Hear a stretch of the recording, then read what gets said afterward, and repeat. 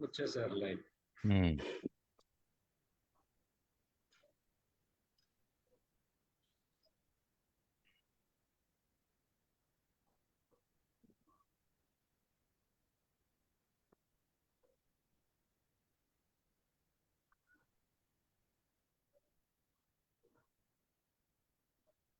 আচ্ছা, তাহলে আমরা সবাই ভালো আছি, সুন্দর আছি।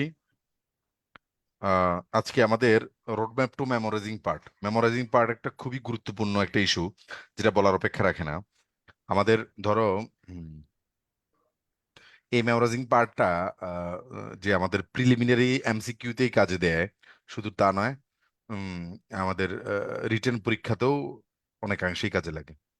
তবে ব্যাপার হচ্ছে কি, মেমোরাইজিং পার্টের বিষয়ে আমার এক্সপিরিয়েন্স অনুসারে আমি যে নিজে পড়াশোনা করার সময় যা দেখেছি, আর নিজে যখন প্রেপারেশন নিচ্ছিলাম তখন যেভাবে দেখেছি বিষয়টাকে, এবং পরবর্তীতে এই দীর্ঘদিন ধরে যে পড়াতে পড়াতে আমি যেটা স্টুডেন্টের মধ্যেও দেখেছি, বা একজন টিচারের অ্যাঙ্গেল থেকে বিভিন্ন স্টুডেন্ট দেখে যেটা আমি বুঝতে পেরেছি, তবে যা আসলে একজন টিচারের অ্যাঙ্গেল থেকে আমি যতটুকু দেখেছি, তার চাইতে বেশি যখন আমি নিজে প্রেপারেশন নিচ্ছিলাম তখন বিষয়টাকে আরো ভালোভাবে দেখার সুযোগ হয়েছিল।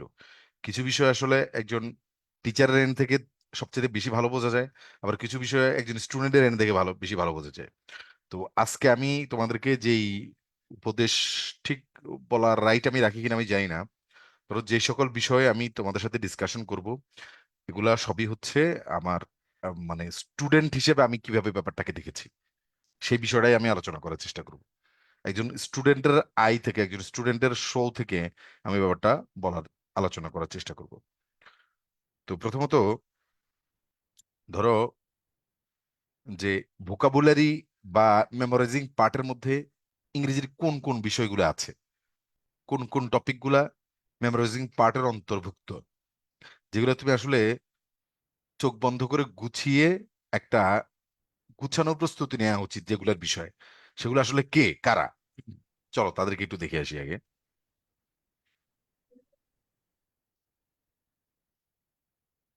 তোমরা কি দেখতে পাচ্ছ স্লাইড? জি স্যার, স্লাইড মাত্র ওপেন হয়েছে। হুম, জি sir. Here is the slide. তো ওকে, এবার আসো, এই কয়টা বিষয় মানে তুমি এই যে বা এই 12টা বিষয় আমি এখানে উল্লেখ করেছি, এগুলো লিখে ফেলবা।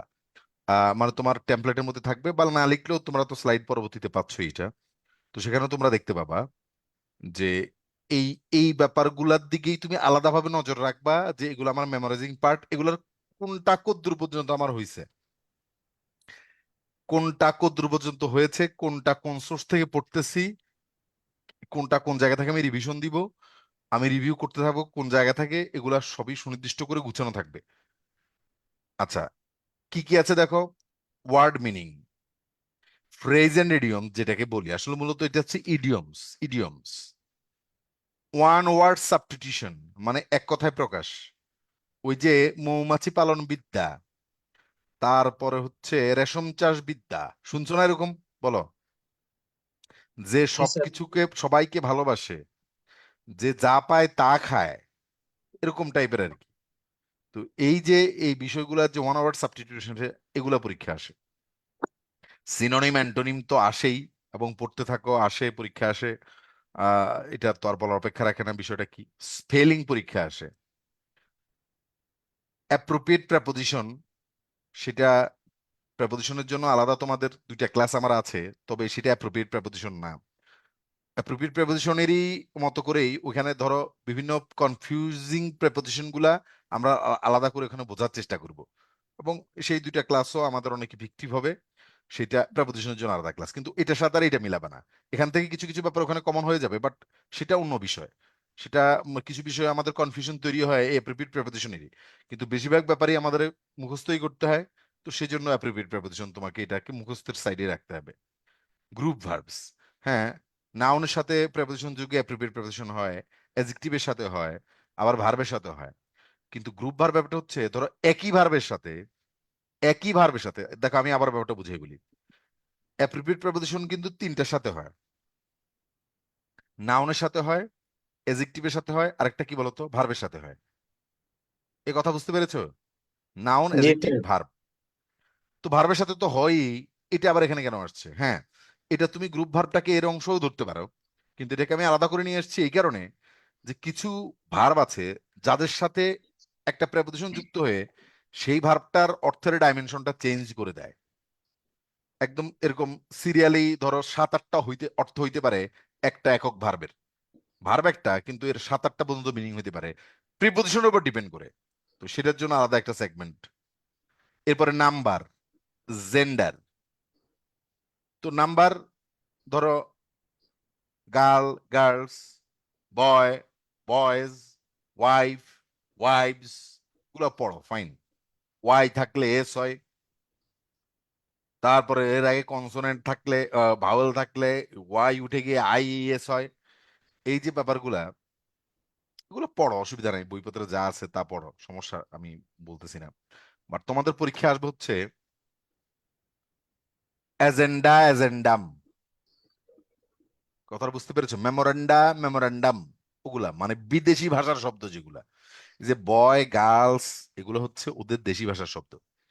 কিন্তু ওদের যে বিদেশি ভাষার শব্দ যেগুলো আছে, এই যে যা বললাম এজেন্ডা, মেমোরান্ডা, এগুলো হচ্ছে ইন্ডেক্স, এগুলো হচ্ছে ওদের বিদেশি ভাষার শব্দ, ওগুলা বেশি আসে পরীক্ষায়। তো এই নাম্বারের ওই পার্ট গুলা পড়তে হবে। এরপরে নাম্বারের আরো কি কি আদলে কি কি পড়তে হবে সেগুলো আমি বলতেছি। আচ্ছা, এখনই বলি বিষয়টা। ধরো ধরো নাম্বারে তোমরা কোন কোন আঙ্গিক থেকে পড়বা, সেটা আমি তোমাদের জন্য একটা হ্যান্ড আউট তৈরি করেছি, ওই প্রত্যেকটারই। এখানে যা দেখতে পাচ্ছ এই 12টা ইস্যুরই আমি তোমাদের জন্য হ্যান্ড আউট বানাইছি। এবং ধরো এটা দীর্ঘদিন পরিকল্পনা নিয়ে আস্তে আস্তে বানাইছি। এর আগে এখানকার বেশ কিছু হ্যান্ড আউট এর আগে আমি প্রস্তুত করেছি। ধরো তোমাদের ব্যাচের আগেই আমার আগে থেকেই প্রস্তুত করা আছে 3-4টা, এবং বড় যেগুলা 3-4টা সেগুলো আগেরই প্রস্তুত করা আছে। দুই একটা ব্যাপার ফাইন টিউনিং করেছি আগের থেকে, আর একটু এটারে সাফল করেছি, ফাইন টিউনিং করেছি। আর কিছু বিষয়ে তোমাদের জন্য স্পেশালি এবার আমি প্রথমেই বানিয়েছি আর কি, এই বেস থেকে। ধরো এরপর যখন আমি আবার আরো পড়াবো, তখন আমার একটু ধরো ফাইন টিউনিং টিউনিং করতে হবে, এডিট টেডিট করতে হবে এই। আর মোটামুটি আমার, মোটামুটি না, এখন মোটামুটি আর না, আমার কমপ্লিট হয়ে গেছে বিষয়টা। এই একদম মেমোরাইজিং পার্টের আমি যেভাবে, আমি যে বিষয়গুলা স্টুডেন্টদেরকে সাজেস্ট করতে চাই, এই বিষয়গুলো যে যে অ্যাঙ্গেলে যেটা যেটা পড়া উচিত তাদের, যে যে অ্যাঙ্গেল থেকে, তো সেভাবে আমি মোটামুটি এগুলা সাজানোর চেষ্টা করেছি। তো আসো এরপরে কাউন্টেবল, আনকাউন্টেবল নাউনের পোর্শন, যে কোনগুলা কমন আনকাউন্টেবল নাউন, আবার আনকাউন্টেবল নাউন গুলা যে একটা কাউন্টেবল কাউন্টার পার্ট থাকে সেইটা। এরপরে হচ্ছে তোমার এই conversion of parts of speech. Conversion of parts of speech আবার কি? যেমন ধরো ইন্ট্রোডিউস ভার্ব, ইন্ট্রোডাকশন নাউন। এই শুনছো না এগুলো এরকম? Introduce verb, introduction noun. শুনছো? Accelerate verb, acceleration noun. এই টাইপের। আবার জি এটার sir. Adjective form, adverb form, এগুলা নিয়ে আমার একটা হ্যান্ড আউট তৈরি করেছি আমি। তো এই সবকিছু মিলিয়ে প্রত্যেকটা একটা করে হ্যান্ড আউট আমি তোমাদেরকে প্রোভাইড করব, এবং প্রত্যেকটা ইস্যু একটা করে ইয়ে ধরে তোমাদেরকে, মানে হ্যান্ড আউট ধরে তোমাদের সাথে আজকে একটু আমি আলোচনা করে দিব। তো সবার আগে আমি আসলে তোমরা এগুলো পড়বা কিভাবে, পড়া উচিত কিভাবে তোমাদের, সেটা নিয়ে একটু আলোচনা করতে চাই একটা। আচ্ছা, তোমাদের এই নিয়ে কি আর কোনো প্রশ্ন আছে কিনা, এই স্টেক গুলো নিয়ে কি আর কোনো প্রশ্ন আছে কিনা? আমি আবার এগুলো একটা একটা করে ধরে আলোচনা করে দিব, আমি হ্যান্ড আউটটা দেখাই দিব তোমাদেরকে কোনটা কি কিভাবে কোন বিষয়। আচ্ছা, কোনো প্রশ্ন প্রবাবগুলা আছে? কি পড়ার ইয়ে আছে, দরকার আছে? বুঝি নাই। প্রভাবগুলা স্যার, প্রবাদ, প্রভাবগুলা, প্রবাদ যেটা, প্রভাব। হ্যাঁ, জি জি জি প্রবাদ জি যে স্যার, কোনো বই ওগুলা থেকে কি? একটু পড়ে নিতে পারো, বাট ওটা তেমন একটা হ্যাঁ। এখন আর পরীক্ষা আসে না ওরকম। না হ্যাঁ, স্যার, মাস্টারে দেখছি অনেকগুলা। অনেক আছে, দরকার নাই অত। আচ্ছা, এখন তোমরা আমাকে বলো আর কিছু আছে প্রশ্ন করা এরকম, বা এই যে যেমন একটা প্রবাদের প্রশ্ন করলা। তারপরে স্যার ওই যে অ্যানালজির বিষয়টা স্যার। আচ্ছা, অ্যানালজি বিষয়টা হচ্ছে কি জানো, তোমার ভোকাবুলারি যত স্ট্রেংথেন্ড হবে তত জি বেশি স্যার। ধরো তুমি অ্যানালজি গুলো বুঝে ফেলো। ওইটা অ্যানালজি হচ্ছে কি, একটা মানে ডেলিভারি প্রক্রিয়া। অ্যানালজি জি কোনো স্যার। মেমোরাইজিং কিছু না। তুমি যত ভোকাবুলারি জানতে পারবা তত বেশি এটা প্র্যাকটিস করে রিলেট করতে পারবা। ওইটা জি স্যার। মোরল মোর লাইক তুমি গ্রামার বলতে পারো এক ধরনের। ধরো তুমি ভোকাবুলারি বেস যে গ্রামার, শব্দের অর্থ না জানলে তুমি তো আর এনার্জি জীবনও মিলাতে পারবে না। না স্যার। তো এই জন্য তোমাকে শব্দের অর্থ বেশি বেশি জানতে হবে। ওকে, আসো, আর কোনো প্রশ্ন আছে কিনা বলো।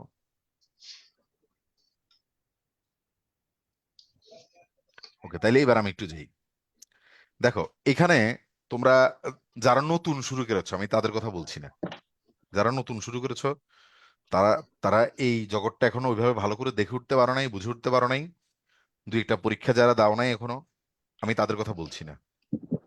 আমি তাদের কথা বলছি যারা অনেক দিন ধরে প্রিপারেশন নিচ্ছ, অন্তত 2 বছর ধরে অ্যাটলিস্ট প্রিপারেশন নিচ্ছ, আর 2-4টা চাকরির পরীক্ষা দিয়েছো। তারা আমাকে একটু বলো যে তুমি কি জানো তোমার কয়টা শব্দের সিনোনিম অ্যান্টোনিম পড়া আছে এরকম? তুমি কি জানো তোমার কয়টা এই ইডিয়ম পড়া আছে, কয়টা অ্যাপ্রোপ্রিয়েট প্রেপোজিশন পড়া আছে, কোত্থেকে পড়া আছে? কয়টা পড়া আছে ওইটা তো জানো না, কোত্থেকে পড়া আছে ওইটা জানো কিনা, কোত্থেকে আসলে তুমি পড়ছো? অনেকের সেই ব্যাপারটার সম্বন্ধেও একটা কনক্রিট আইডিয়া নাই, যে আমি এতগুলা পড়েছি, এই জায়গা থেকে পড়েছি। এটা একটা বড় ক্রাইসিস। তুমিও অনেক পড়ো, দেখবে যে ভোকাবুলারি পড়ার জন্য সবাই তোমাকে ইন্সপায়ার করবে, এবং তুমি তো নিজেই বোঝো ইন্সপায়ার করতে হবে কেন। তুমি তো নিজেই বোঝো যে তোমার প্রচুর ভোকাবুলারি পড়া দরকার। তো সেই ক্ষেত্রে তুমি যখন নিজে বুঝতেই পারো পড়া দরকার, তুমি তো পড়ো, কিন্তু গুছিয়ে পড়ো না। তো এর ফলে কি হয় জানো, যে তুমি কয়টা পারো, কোনটা যে পারো কোনটা যে পারো না, সেই ব্যাপারে তুমি কখনো নিশ্চিত থাকো না। আর আরো বড় ব্যাপার হচ্ছে, এই যে পড়তেছো, কয়দিন পরে তো ভুলেই যাচ্ছ। পড়তেছো আর ভুলতেছো, পড়তেছো আর ভুলতেছো, প্রোডাক্টিভ কিছু হচ্ছে না।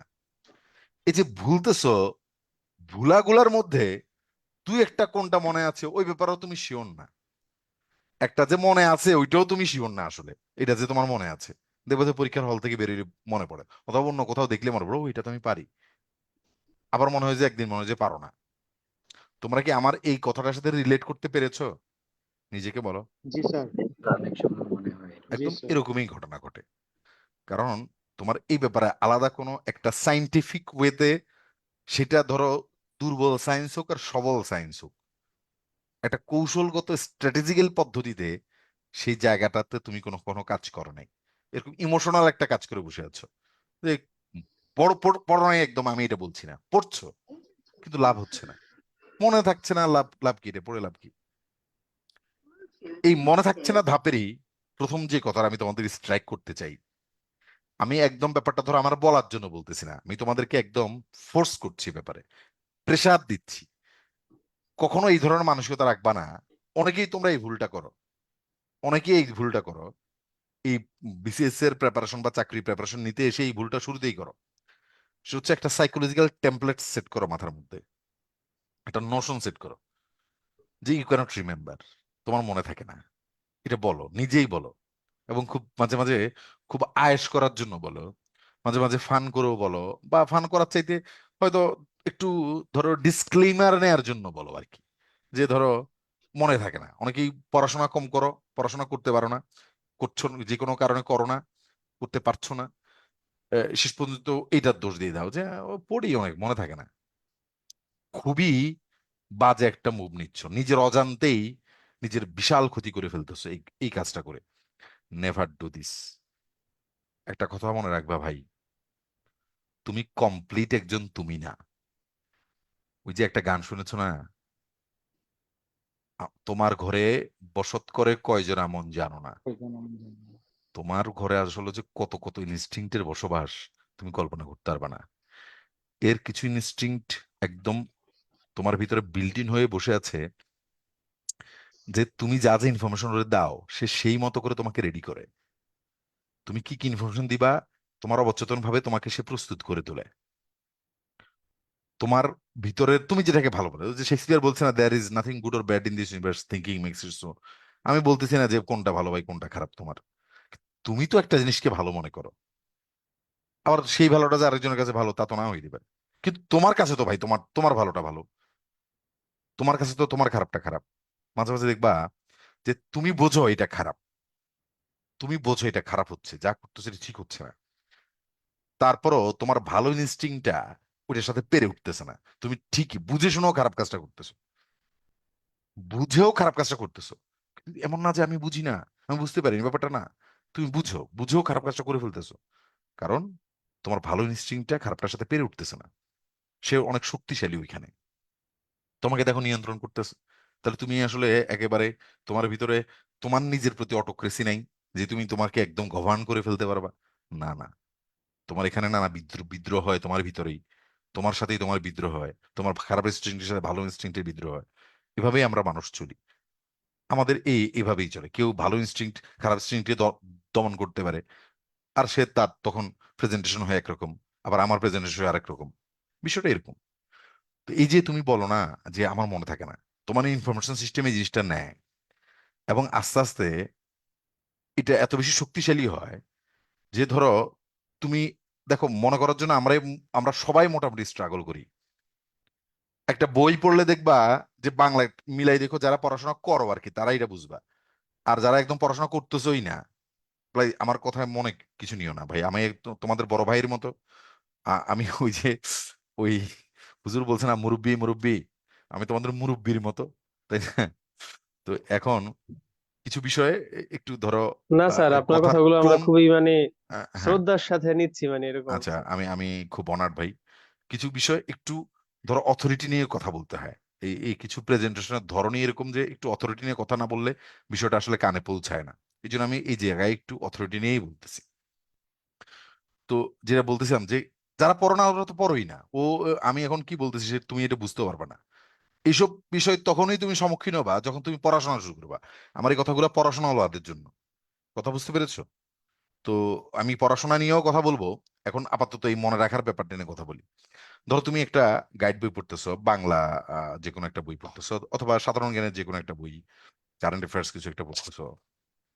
তো সেখানে পড়তে গিয়ে দেখবা যে একবার ভালো করে পড়ার পরে মুখস্থ করে করে পড়েছে, তো মনোযোগ দিয়ে পড়েছো, 10 দিন পরে আবার ফিরে আসো ওই জায়গায়। 10 দিন লাগবে না, পরের দিনে ভেরি নেক্সট ডে তুমি ওই জিনিসটা আবার পড়তেছো, ভাই দেখবা যে 30 to 40% এমনও হইতে পারে যে এটা যে কালকে এত কষ্ট করে পড়ছো এটা তোমার বিশ্বাসই হচ্ছে না। মনে হচ্ছে যে এটা নতুন দেখতেছো, আরে বাবা এটা তো দেখি নাই, এটা আমি কালকে পড়ছি, আবার দেখছি, দেখো যে এটা ইয়েলো মার্ক করে মার্কার দিয়ে মার্কও করে রাখছো, কিন্তু আবার দেখো যে ওরা আল্লাহ এটা তো পড়ি নাই। মানে মনে থাকবে কি? অন্তত দেখলেও তো মনে পড়ার কথা, যে এই হ্যাঁ এটা পড়ছি এখন মনে পড়ছে। এই গেল একটা। আরেকটা হয় কি, আর এটা পড়েই তো নাই কিন্তু আবার প্রমাণও আছে পড়ছি, কিন্তু আমার তো মাথায় এটারে তো দেখি নাই আমি। এরকম ঘটনা ঘটে কিনা বলো? স্যার প্রায় ঘটে ঘটে স্যার। ম্যাক্সিমাম। ঘটে, খুব অনুমান স্বাভাবিক। করে রিভিশন দিতে তাহলে গেলে দেখো এটা এটা সবার জন্য প্রযোজ্য, সবার হয়, কিন্তু তুমি পিছায় যাও, তুমি এটার একটা এক্সকিউজ বানায় ফেলাও, আমার তো মনে থাকে না।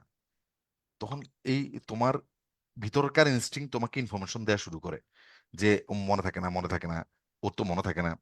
তো এভাবে মনে থাকে না যখন শুরু হয়, 1 মিনিট একটু আমি এটাকে একটু সাইলেন্ট করে নিই, সরি, দাঁড়াও একটু।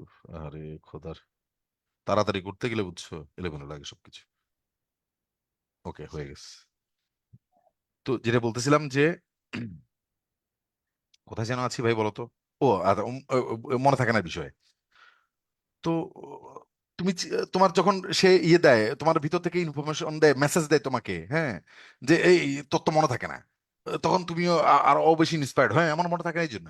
দেখো যে জিনিসটা তুমি স্ট্রাগল করে কনফিডেন্স রাখবা যে না মনে থাকে না, এটা সবারই থাকে না, আমাকে বারবার রিভিউ করতে হবে, বারবার রিভিশন দিতে হবে। একেবারেই মনে থাকে না যে তা তা তো না, আমাকে বারবার রিভিশন দিতে হবে, চর্চা করে করে এটা মনে রাখতে হবে। এখন মনে না রাখলে আমার কিছুই করার নাই, মনে না থাকলে আমার কিছুই করার নাই, আমাকে মনে রাখার জন্য পর্যাপ্ত পরিশ্রম করতে হবে, কাজ করতে হবে। কিন্তু যখনই তুমি তোমাকে ইনফরমেশন দিয়ে দিবা যে তোমার মনে থাকে না, খুব আনন্দ সহিত তুমি এই কথা বলে ফেলো যে আমার মনে থাকে না, তখন ভাই তুমি বাটামটা খাবাই। দেখবা যে তোমার ইনফরমেশন সিস্টেম, তোমার ভিতরকার সকল সিস্টেম তোমাকে ইনফরমেশন দ্রুত দেওয়া শুরু করবে। তো তো মনে থাকে না, তুই এত স্ট্রাগল করে লাভ নাই। তখন তুমি ধরো আরো এটা বেশি আরো হারায় যায়, এটা আর আসতে চায় না, এটা বলবা না, এটা আসতেই দিবা না। এটা ভুয়া কথা, এটা মিথ্যা কথা। তোমার যে মনে থাকে না, এটা তুমি ভুল বুঝতেছো। এটা কারোরই মনে থাকে না এরকম। বা কি করে যারা সামনের দিকে আগায় যায় তারা এই ব্যাপারটাকে পাত্তা দেয় না, তুমি পাত্তা দাও। আমি একদম কনক্লুশনটা এটা করতে চাচ্ছি ভাই।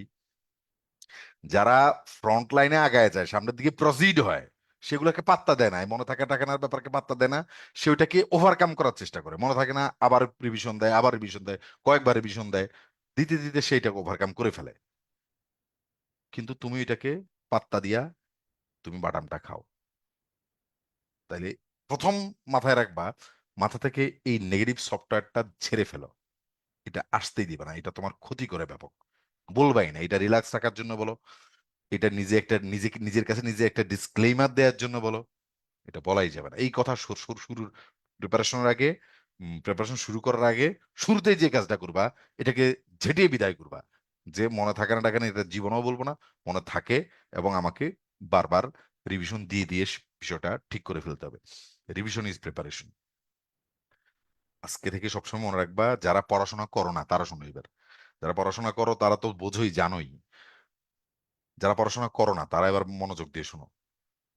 মনে রাখবা, প্রিপারেশন কি জানো? এই বিসিএস এর প্রিপারেশন কথা বলতেছি।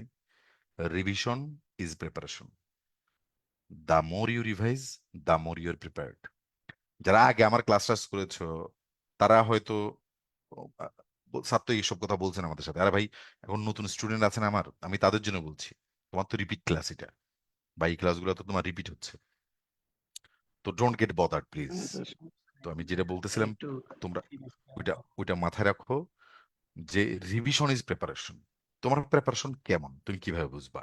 সিম্পল, আমি তোমাকে বললাম যে আহ, জাহিদ তোমার প্রিপারেশন কেমন, তখন তুমি কি বলবা, কি উত্তর দিবা, কোনটা বেস ধরে, কোন স্ট্যান্ডার্ড ধরে তুমি উত্তর দিবা যে তোমার প্রিপারেশন ভালো? তুমি কি এটা কখনো ভেবে দেখেছো? Ever have you imagine that, thought that, যে আমি আমার প্রিপারেশন কেমন, এটা আমি জিজ্ঞেস করলে আমি কোন স্ট্যান্ডার্ডটা ধরে বলবো যে আমার প্রিপারেশনটা মোটামুটি ভালো বা এই সেই? ভাবনি। তোমার রিভিশন কতবার হয়েছে এটার উপর ডিপেন্ড করে ভাই তোমার প্রিপারেশন কেমন। যতবার তুমি রিভিশন দিয়েছো তুমি তত বেশি ভালো প্রিপেয়ার্ড। ধরো তুমি ম্যাথামেটিক্স বইটা, বা তুমি তোমার ডেইলি সায়েন্স বইটা, যেটা তুমি টার্গেট করেছো, যে বই, যে গাইড বই থেকে তুমি পড়ো, সেটা যদি তুমি ভালোভাবে 10 বার রিভিশন দাও, তোমার প্রিপারেশনের স্ট্যান্ডার্ড এক জায়গায়, 5 বার রিভিশন দাও আরেক জায়গায়, 7 বার রিভিশন দাও আরেক জায়গায়। প্রিপারেশনের স্ট্যান্ডার্ড জাস্ট এটাই, রিভিশনটাই, আর কিছুই না। যার একবার মাত্র পড়া হয়েছে তার প্রিপারেশন তেমন হয় নাই, যে এই টপিকটা 3 বার রিভিশন দিয়েছে তার প্রিপারেশনটা একটু বেড়েছে, 5 বার রিভিশন দিয়েছে আর একটু বেড়েছে, 8-10 বারে যখন চলে গেছে, he has become the supreme one. সে বস হয়ে গেছে তখন, সে আসলে ট্র্যাকে উঠে গেছে। আর এই ট্র্যাকে ওঠার জন্য তোমাকে আসলে মূল সত্য কথা যেটা, একটা কৌশল তোমাকে অবলম্বন করতে হবে। একটা কৌশলের কথা তোমাদেরকে আমি বলবো এখন। সেই কৌশলটা হচ্ছে একটাই, তোমাকে প্রচুর পড়তে হবে। এইটার উপর আর কোনো কৌশল নাই। তোমাদেরকে কিছু জিনিস মিসলিড করে, অনলাইনের কিছু জিনিস মিসলিড করে, আমাদের কোচিংদের কিছু জিনিস তোমাদেরকে মিসলিড করে, কিছু মিসলিডিং এনকারেজমেন্ট তোমাদের হয়, সে কারণে তোমরা অনেকে পড়তে চাও না বা পড়ো না, বা অন্য নানা দিকে দৌড়াদৌড়ি করো, বাট আসল কাজটা করো না। ধরো 2 মাসে কিভাবে বিসিএস এর প্রস্তুতি নেওয়া যায়, 3 মাসে চাকরি পরীক্ষার প্রস্তুতি, 3 মাস কিভাবে ভালো পড়লে আপনি ভালো করে চাকরি পাবেন, তারপরে 36টা বিসিএস এর 36টা কৌশল। একবার 36 বিসিএস এর সময় দেখেছিলাম, আমার খুব চোখে লেগেছিল ব্যাপারটা, এটা এখনো মনে আছে, এবং আমি প্রায় এই কথাটা বলি। তাহলে 37 বিসিএস এর জন্য 37টা, তোমাদের 47 বিসিএস এর জন্য 47টা কৌশল হবে। দেখো, 11 বছর পরে জন্মেছো হয়তো, বা 11 ধাপ পরে জন্মেছো, 11 বছর হবে না, 11 ধাপ পরে জন্মেছো বলে তোমার এখন 11টা কৌশল বেড়ে গেছে। এগুলো চটকদার কথাবার্তা। 2 মাসে না, 1 মাসে কিভাবে বিসিএস এর প্রস্তুতি নিবেন, 1 সপ্তাহ ভালো করে পড়লে কিভাবে বিসিএস এর ভালো প্রস্তুতি নিতে পারবেন, 3 দিন ভালো করে পড়লে, মানে দেখো কমতেছে, কোনো ব্যাপার না। তুমি যেই হও, তুমি বিসিএস ক্যাডার হইতে পারবা। 3 দিন, এই 3 দিন, সারা জীবন ফাঁকিবাজি করছো, পরীক্ষার আর 3 দিনে বাকি আছে, এই 3 দিন ভালো করে পড়লে কিভাবে বিসিএস ক্যাডার হইতে পারবেন? তাও পড়ো নাই, কোনো সমস্যা না। আগামীকালকে পরীক্ষা, আজকে রাতটা ভালোভাবে কাজে লাগাইতে পারলে কিভাবে আপনি বিসিএস ক্যাডার হবেন? আজকে রাতও পড়ো নাই। কিরে ভাই, আজকে রাত পড়বো কেন? আজকে রাত যে পড়ে না ওর পড়ার অভ্যাসই নেই। ওর আজকে রাতটাও বিরক্ত লাগে। যে 2-2.5 বছর ধরে পোলাপান যে বাদাম খায়া ডলা খায়া পরিশ্রম করতেছে ভাই, পরিশ্রমের সেই ডলাটাও অন্যরকম ডলা। ভাই সেটা ফিল করেছি, মনে প্রাণে ফিল করেছি, নিজের প্রিপারেশনের সময় দেখছি। ওই ডলা খায়া পোলাপান যে পরিমাণ পরিশ্রম করে, ও যে করে না, সে এক রাত আর করতে চায় না। তখন সে চিন্তা করে এক রাত করবো কেন, এক রাতও করতে পারবো না। তোমার জন্য আছে বন্ধু, কালকে পরীক্ষার সময় যে 2 ঘন্টা এমসিকিউ পরীক্ষা হবে, তখন খুব কি কি পদ্ধতিতে কাজে লাগাইলে ভালোভাবে উত্তরে আসতে পারবা, সেটাও আছে। তখন সে মনে করে যে এটা এই পদ্ধতি, এই পদ্ধতিতে একটা অগোছানো, একটা কোন রকম একটা গুডশিপ দিয়ে প্রিপারেশন নেয়। এটাতে কেউ কেউ হয়তো উত্তরায় যাইতে পারে, but it very very exceptional. এখন ভাই, ওই যে there are more things in heaven and earth, বারবার উদাহরণটা দেই তোমাদের। আল্লাহর দুনিয়া এরকম অসংখ্য অসংখ্য লীলা খেলা আছে। তুমি একবারে ঘোষণা দিয়ে দিতে পারো না যে 5-7 দিন পরে, 10 দিন পরে, কারো 1 মাস 2 মাস পরে কারো ক্যাডার হয় না। হ্যাঁ, ঘোষণা দিয়ে দিতে পারো না। হইতে পারে এরকম তকদির কারোর কারোর দিয়েছেন তিনি, কিন্তু তুমি মনে করো কেমনে যে তুমিই সেই, তুমি মনে করো হ্যাঁ আমি সেই এক্সেপশনাল কেউ। তোমার সেই পথটা অনেক রিস্কি পথ, ওইখানে যায়ও না বন্ধু। তোমাকে একটু সময় ধরে গুছিয়ে বাদাম খায়া ডলা খায়া পরিশ্রমটা করতে হবে, 1-1.5 বছর অন্তত। ট্র্যাকে উঠে যাও, পড়াশোনার এই প্রস্তুতির ট্র্যাকে উঠে যাও।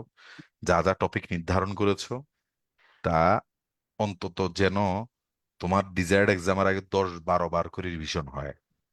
ডেইলি অ্যাটলিস্ট যেন 10 ঘন্টার নিচে কোনোভাবেই পড়া না হয়। এই ঘন্টার বিষয়ে পরে কথা বলতেছি একটু, তবে এখন একটু গ্রস্তে বলি, 10 ঘন্টার নিচে যেন পড়া কোনোভাবেই না হয়। এর উপরে নিয়মিত 1-1.5 বছর ভালোভাবে কষ্ট করো, 1-1.5 বছর সেইরকম একটা পরিশ্রম করো। তোমার ভিতরে একটা পরিশ্রমের মানসিকতা তৈরি হবে, সুন্দর একটা পবিত্র, পরিশ্রমের মতো পবিত্রতম জিনিস পৃথিবীতে আর কিছুই নেই। পরিশ্রম যে কত চমৎকার একটা ব্যাপার, কত পবিত্র একটা ব্যাপার, কত শান্তির একটা ব্যাপার, পরিশ্রম করা শুরু করলে বুঝবা। সারাদিন যে পরিশ্রম করে, সারাদিন যে কাজ করে, সে দুঃখী না, সে সুখী মানুষ। এই জিনিসটা, এই বোধটা নেওয়ার চেষ্টা করো। এই এই এই কথা ধরো, পরিশ্রমের না না হ্যাঁ তোমাদের এই পরিশ্রমটা একটু কঠিনই, কারণ আমি এখন যে পরিশ্রমটা করি, আমার পরিশ্রমটা এখন আর অত কঠিন না। আমি এখন রাত দিন পরিশ্রমই করি, এখনো করি, রাত দিন পরিশ্রম করি, কিন্তু এখন অত কঠিন লাগে না। কিন্তু ওই সময়ের পরিশ্রমটা একটু কঠিন আছে, কেন বলতো? কারণ আমি পরিশ্রম করি এখন, আমার এত মেন্টাল প্রেশার নাই। কিন্তু তোমাদের আছে, তোমাদের পরিশ্রমের সাথে মানসিক প্রেশারও আছে। এই জায়গাটা একটু কঠিনই, কিন্তু এটা 1-1.5 বছর। এরপর মানসিক প্রেশারটাই রিজড হয়ে যাবে, শুধু পরিশ্রম চলতে থাকবে। পরিশ্রম ছেড়ে দিবা না কখনো। তো এই মানসিকতাটাও তৈরি হবে, এইটা তোমাকে সারা জীবন সুখে রাখবে ইনশাল্লাহ, দেখবা। শুধু এই মানসিকতাই তোমাকে সারা জীবন সুখে রাখবে, রাখবে। ঈশ্বর পরিশ্রমকে কখনো বিমুখ করেন না। মানুষ দুঃখী কারণ সে পরিশ্রমী না। তোমার এক একটা ফেজ যাবে, সেই ফেজে সেই ফেজের মতো পরিশ্রম করবা।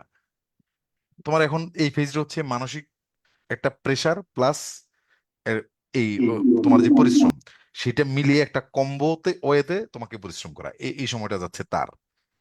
এটা শেষ, পরিশ্রম ছেড়ে যাবে না তোমাকে, তুমি তো করতেই থাকবা। আর তোমাকে এই জিনিসটা সুখী করবেই করবে, করবেই করবে। সে সুখী যে পরিশ্রম করে, সোজা কথা। কারণ সে দুঃখ করার টাইমই তো পাবে না। সে কষ্ট বিলাস করার, দুঃখ বিলাস করার, ফাউল ফাউল বিষয় নিয়ে, সে প্রেসার মাথায় নিয়ে কষ্ট পাবার তো সে টাইমই পাবে না। সে তো সারা জীবন পরিশ্রমের মধ্যেই আছে, সারাক্ষণ পরিশ্রমের মধ্যেই আছে। তো এই জিনিসটা মাথায় রাখবে। এনিওয়ে, আমি অন্যদিকে চলে গিয়ে বেশি ফিলোসফিক্যাল হয়ে যাওয়ার চেষ্টা করেছি, যদিও এটা আমার উচিত হয় নাই।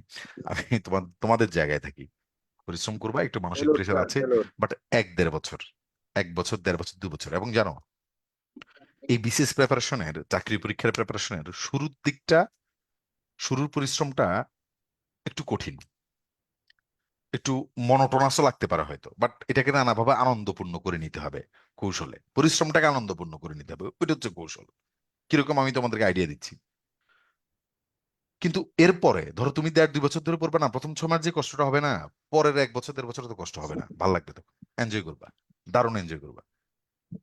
প্রথম 6 মাস কষ্ট করবা, মানে প্রেশারটা নিবা বেশি বেশি। পরের 1 বছর সেম প্রেশারে নিবা। প্রথম 6 মাস হয়তো ভালো লাগবে না, আনন্দ লাগবে না, পরের 1 বছর আবার আনন্দ লাগবে অনেক। আচ্ছা শোনো, তোমরা যে, আচ্ছা দাঁড়াও আমি একটু চাটা নিয়ে আসি, দাঁড়াও।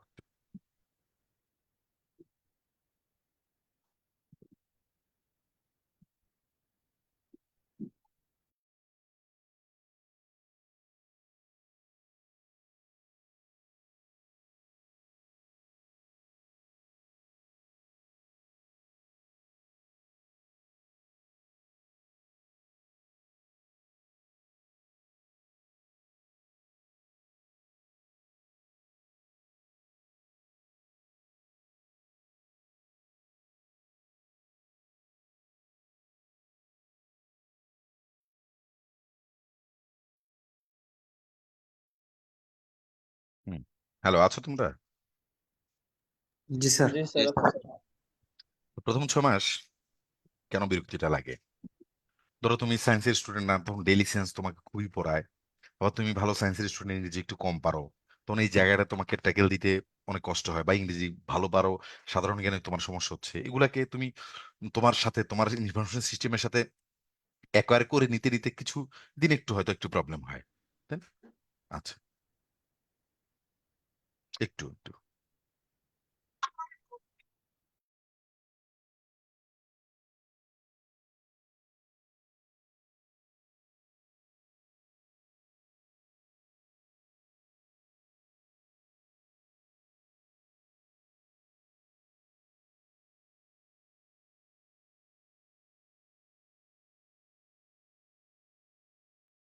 বা একটু লাইনে থাকো তো তোমরা একটু।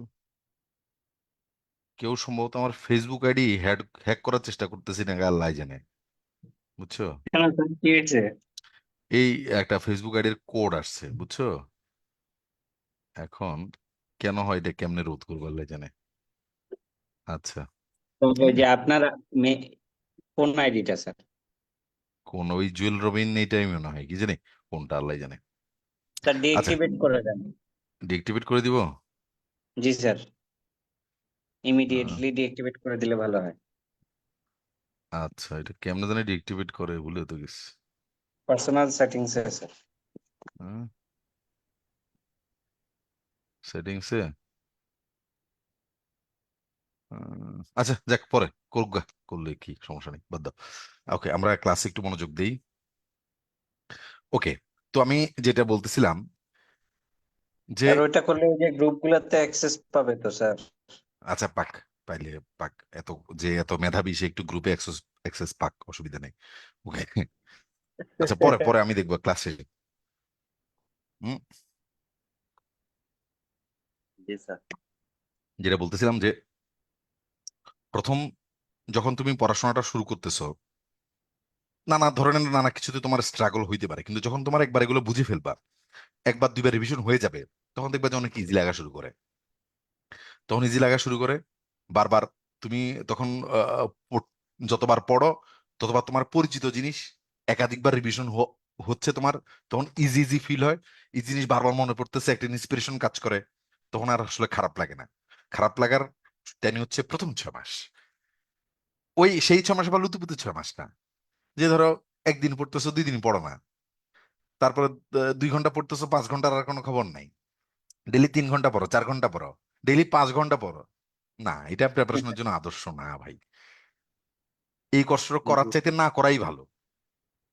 এই কষ্ট করার চাইতে না করাই ভালো। শোনো, যতই বলি, এই কষ্টটা লোকজন করে না, বুঝছো? এবং এই যে আমি বারবার বলি তোমাদেরকে, 2 লাখ 2.5 লাখ পরীক্ষার্থী, 2 লাখ 2.5 লাখ পরীক্ষার্থী, আরো বেশি হয়, 4 লাখ 4.5 লাখ পর্যন্ত তো উঠে। বিভিন্ন চাকরি ভেদে গড় তো 2 লাখ 2.5 লাখ হয়, কিন্তু বিশেষ পরীক্ষা দেখবে যে 4 লাখ 4.5 লাখ পর্যন্ত উঠে না, জি উঠে স্যার। যায়। এখন 35-36 করলে তো আরো উঠবে, মনে হয় যে 8-9 লাখ হয়ে যায় যায় কিনা আল্লাহ জানে। আচ্ছা, জি স্যার। তো এখন কথা হচ্ছে যে, এত পরীক্ষার্থী আসলে পরীক্ষার্থী না, প্রতিযোগী। পরীক্ষার্থী সবাই, হ্যাঁ পরীক্ষার্থী তো সবাই, কিন্তু সবাই তো প্রতিযোগী না।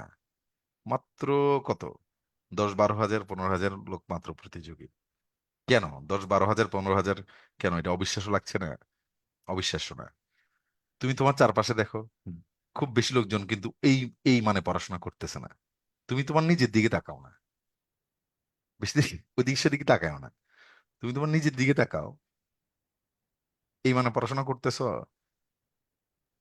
স্যার নিজেকে অপরাধী মনে হচ্ছে। নিজের দিকে তাকাও আর অন্য দিকে তাকাও না। সুতরাং ওই 10-12 হাজারের ওই 10-12 হাজারই প্রকৃত পরীক্ষা দেয়, প্রকৃত প্রতিযোগী তাদেরই চাকরিগুলো হয়। যার চাকরি হয় দেখবা যে তার 3, 4, 5, 10, 15টা পর্যন্ত চাকরি হয়, এরকম রেকর্ড আছে, তোমরাও শুনে থাকবে এগুলা। 2-3 বার ক্যাডার হয়, এবং লুতুপুতু না, ধরো অ্যাডমিন হয়, পুলিশ হয়, 2-3 বার করে হয়। কেন বারবার একই জন, কেন বারবার কেন একই জন? কারণ ওই ঘুরে ফিরে তারাই, ধরো যেই প্রিপেয়ার্ড লোকগুলা বাংলাদেশ ব্যাংকের এডির পরীক্ষা দেয়, সেগুলাই আবার কম্বাইন্ড ব্যাংকের পরীক্ষা দেয়, তারাই আবার বিসিএস দেয়। তো ওখান থেকেই তো, ওদের থেকেই হয়ে হয়ে হয়ে এর এটা ওর এটা ওর এটা এই। স্যার এবার তো এডি থেকে ফরেন ক্যাডারে জয়েন করলো অনেকজন। আচ্ছা যাই হোক, তো ওরকমই আর কি, যে যারা যাদের হতে থাকে তাদের সবগুলোই হতে থাকে। এই দেখা গেছে যে একটা গ্রুপের 5 জনের যারা ওইরকম করে পড়েছে, তাদেরকে যদি আমি একটা ক্লাসটা ধরি, তাহলে ওদের মধ্যে 2 জনের বাংলাদেশ ব্যাংকের এডিতে হয়েছে, একজনের আবার এডিতে হয়েছে, ফরেনে হয়েছে। আবার আবার ওই গ্রুপের ওই গ্রুপের 3 জনের দেখেছে বাংলাদেশ ব্যাংকের এডিতে সোনালী ব্যাংক হয়েছে। আবার যার সোনালী ব্যাংক হয়েছে তারবার বাংলাদেশ ব্যাংক হয় না, তাই গেছে ফরেন ফরেন ক্যাডার হয়ে গেছে। এরকম করে সফল হয়ে হয়ে ওদের মধ্যেই থাকে। এই সেট খুব বিচিত্র হয়ে হয়ে ওদের মধ্যেই থাকে, বাইরে আর বের হয় না, ওই 10-12 হাজারের মধ্যেই ঘুরতে থাকে। যদি বিষয়টা 50,000 হতো, 60,000 হতো, 70,000 হতো প্রতিযোগী, তাহলে কিন্তু এরকম হইতো না। বাংলাদেশ ব্যাংকে রেডি হইতো আর দেখেছে ফরেন ক্যাডার হইতে পারতেছে না, বা ফরেন ক্যাডার হয়েছে ওইখানে সোনালী ব্যাংক হইতে পারতেছে না, এরকম ঘটনা ঘুরতো, একটাই হইতো। কিন্তু এখন এই বৃত্তের মধ্যে ঘুরতে থাকেই বলে এইসব লোকজনই বারবার তাদের মধ্যেই কমন পড়ে, তাদের মধ্যেই কমন পড়ে। তুমি ধরো একটা লটারি আয়োজন করতেছো, যে যখন ওই পারমুটেশন কম্বিনেশন পড়ো নাই তোমরা? জি স্যার। যদি সংখ্যাটা কম হয় তখন তোমার সম্ভাবনা বেড়ে যায় না, বারবার বারবার জি তোমার জি লটারি স্যার। আসার সম্ভাবনা বেড়ে যায়। এখানে তো তাই প্রবাবিলিটি হচ্ছে, বেড়ে যাবে। এখানে তাই হচ্ছে। সংখ্যা কম যত প্রবাবিলিটি তত বাড়ে, এই জন্য তাদেরই প্রবাবিলিটি বাড়ে এবং সেটাই প্রুভড হয় বারবার। So that is the reason, that is the issue ভাই, ইউ নিড টু নো। তো আজকে থেকে মনে রাখবা যে, না তোমরা যে আজকে থেকে আমি বলার কারণেই পড়বা তা না, আগে থেকেই পড়তেছো। বাট এটা আমার রিকোয়েস্ট থাকলো, প্লিজ তুমি ব্যাপক পড়াশোনা করো, প্রচুর, মানে একটা জিনিসই মনে রাখো, যে রিভিশন তোমাকে প্রচুর দিতে হবে। এই একটা সময়ের মধ্যে, একটা সার্টেন পিরিয়ড অফ টাইমের মধ্যে প্রচুর রিভিশন দিতে হবে। সেই রিভিশনটা তুমি কতবার করে দিতে পারো, যতবার রিভিশন দিয়েছো তুমি তত বেশি আসলে প্রিপেয়ার্ড হয়েছো। সিম্পল, যতবার রিভিশন দিয়েছো তত বেশি প্রিপেয়ার্ড হয়েছে। এবার আসো তোমার স্যার একটা ভোকাব। প্রশ্ন ছিল স্যার। হ্যাঁ প্লিজ বলো। স্যার হচ্ছে মানে বারবার রিভিশনের জন্য ডাইজেস্ট যদি মানে এই বিষয়টাকে স্যার আপনি সাপোর্ট করেন মানে বারবার রিভিশনের জন্য? আচ্ছা আমি বলি, আমি প্রিপারেশনের জন্য টপিক টার্গেটস সাজেস্ট করি।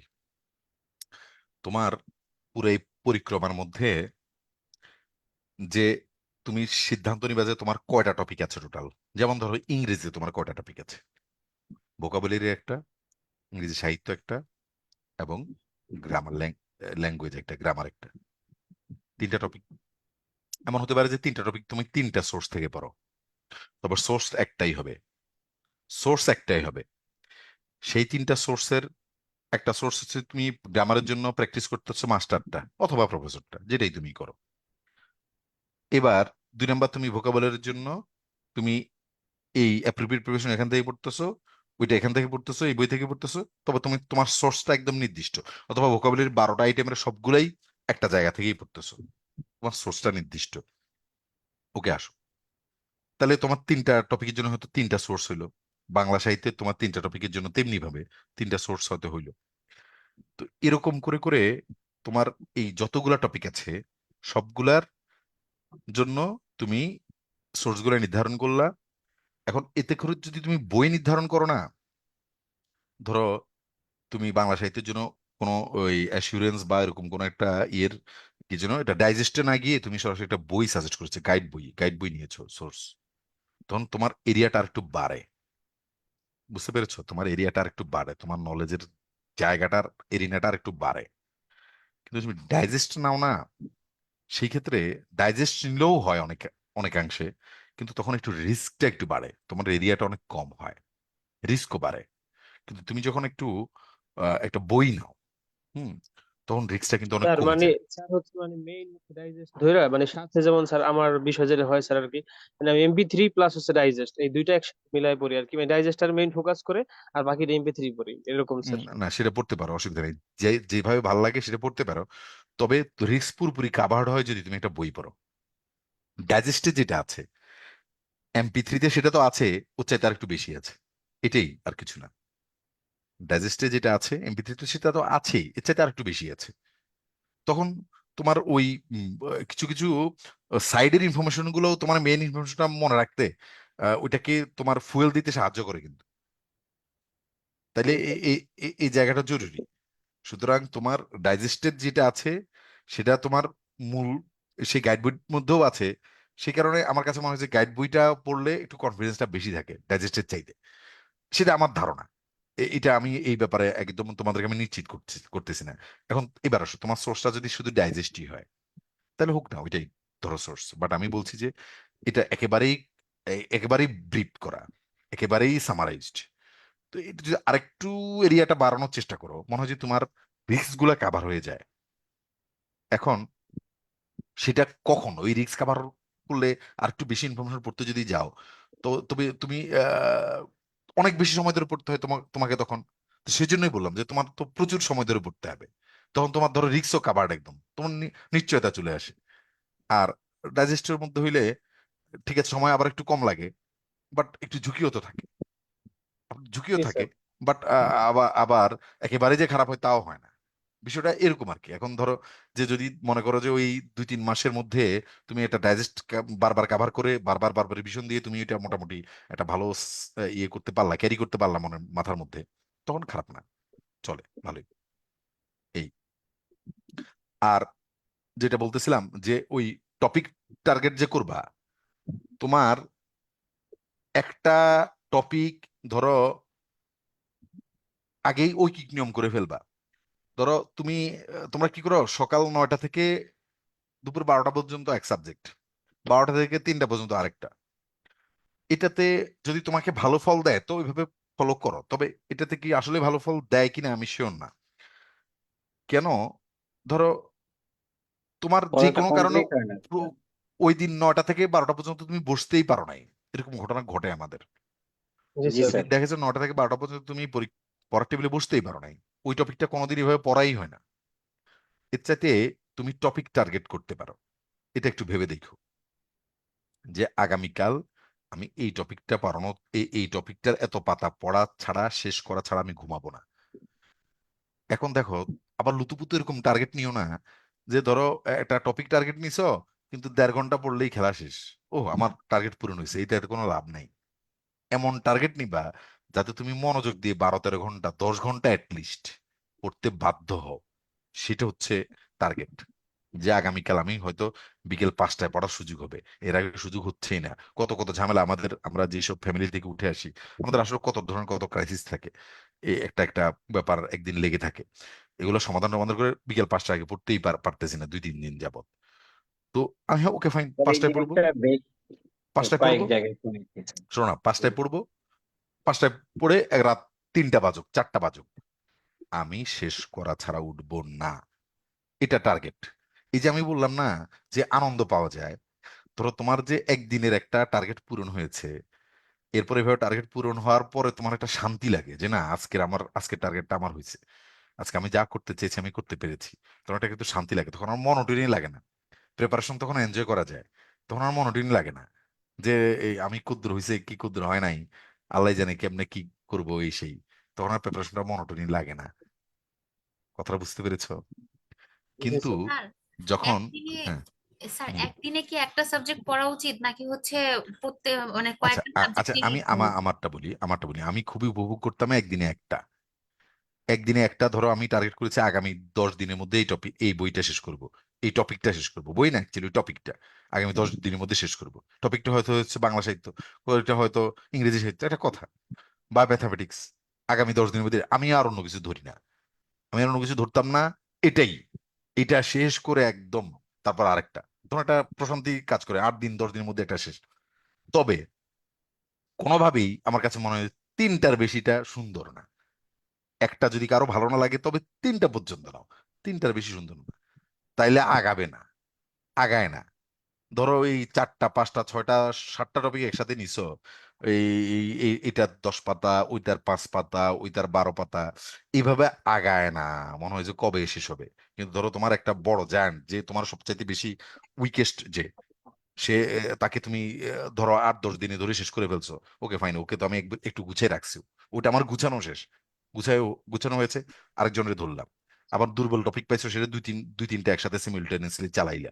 এভাবে আসলে নিজের উম, নিজের সক্ষমতা অনুসারে নিজের পার্সপেক্টিভ থেকে ডিসিশন করে নিতে পারো আর কি, যে আসলে কোনটা কতদূর পর্যন্ত কি পড়বা, এটা নিজের ডিসিশনটা নিও।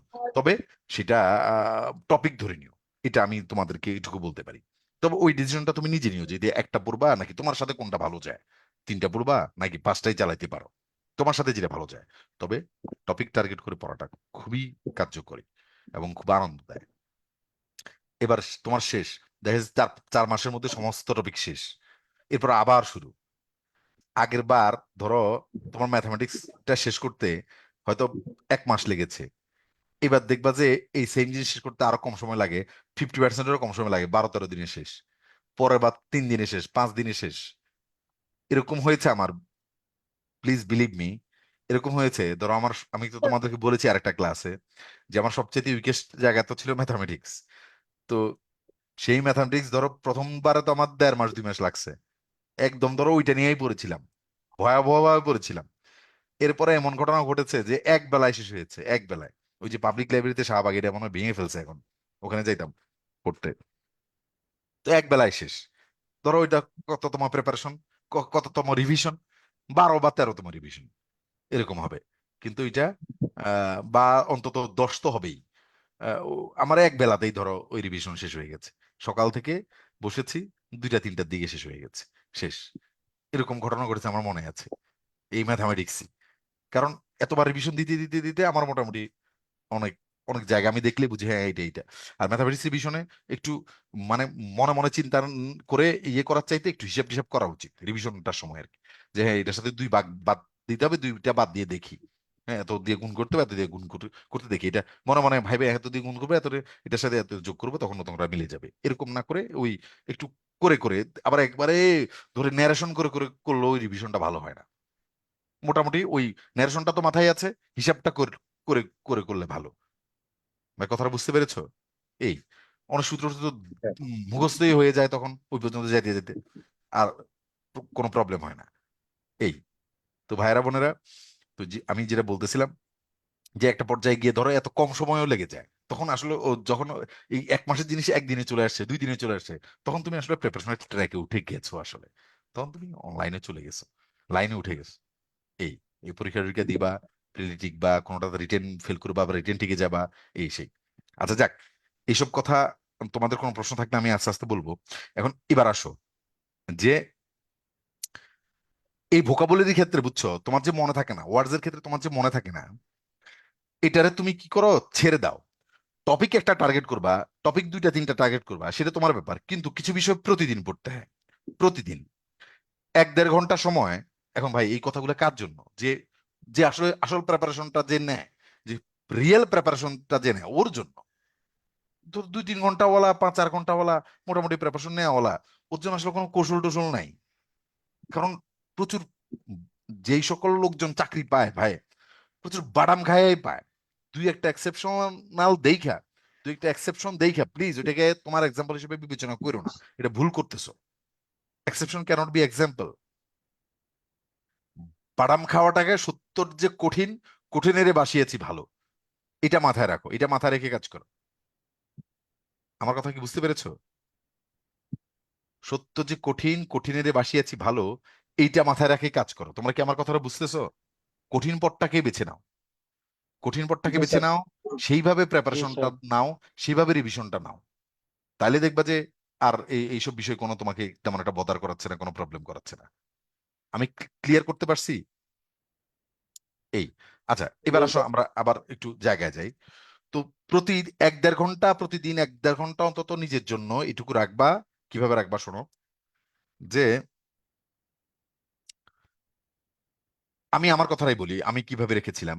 ধরো এই ভোকাবুলারি তোমাদের আমি একটা হ্যান্ড আউট দিয়েছি, ওখানে 815 শব্দের মতো একটা দিয়েছি, এবং এটা ধরো আমি খুব একেবারে ধরো র্যান্ডম একদিন উঠে 815টা ওয়ার্ড টাইপ করে ফেলছি, ব্যাপারটা একদম এরকমই না। এবং তোমাদের জন্য যে ভোকাবুলারিটা সাজিয়েছি আমি, ওইটা আমি তোমাদেরকে একটু দেখাই, দাঁড়াও, দেখাইলেই তোমাদের ভালো হবে। একটু আমাকে 10 সেকেন্ড একটু সময় দাও, একটু ফাইলটা খুলি। উম,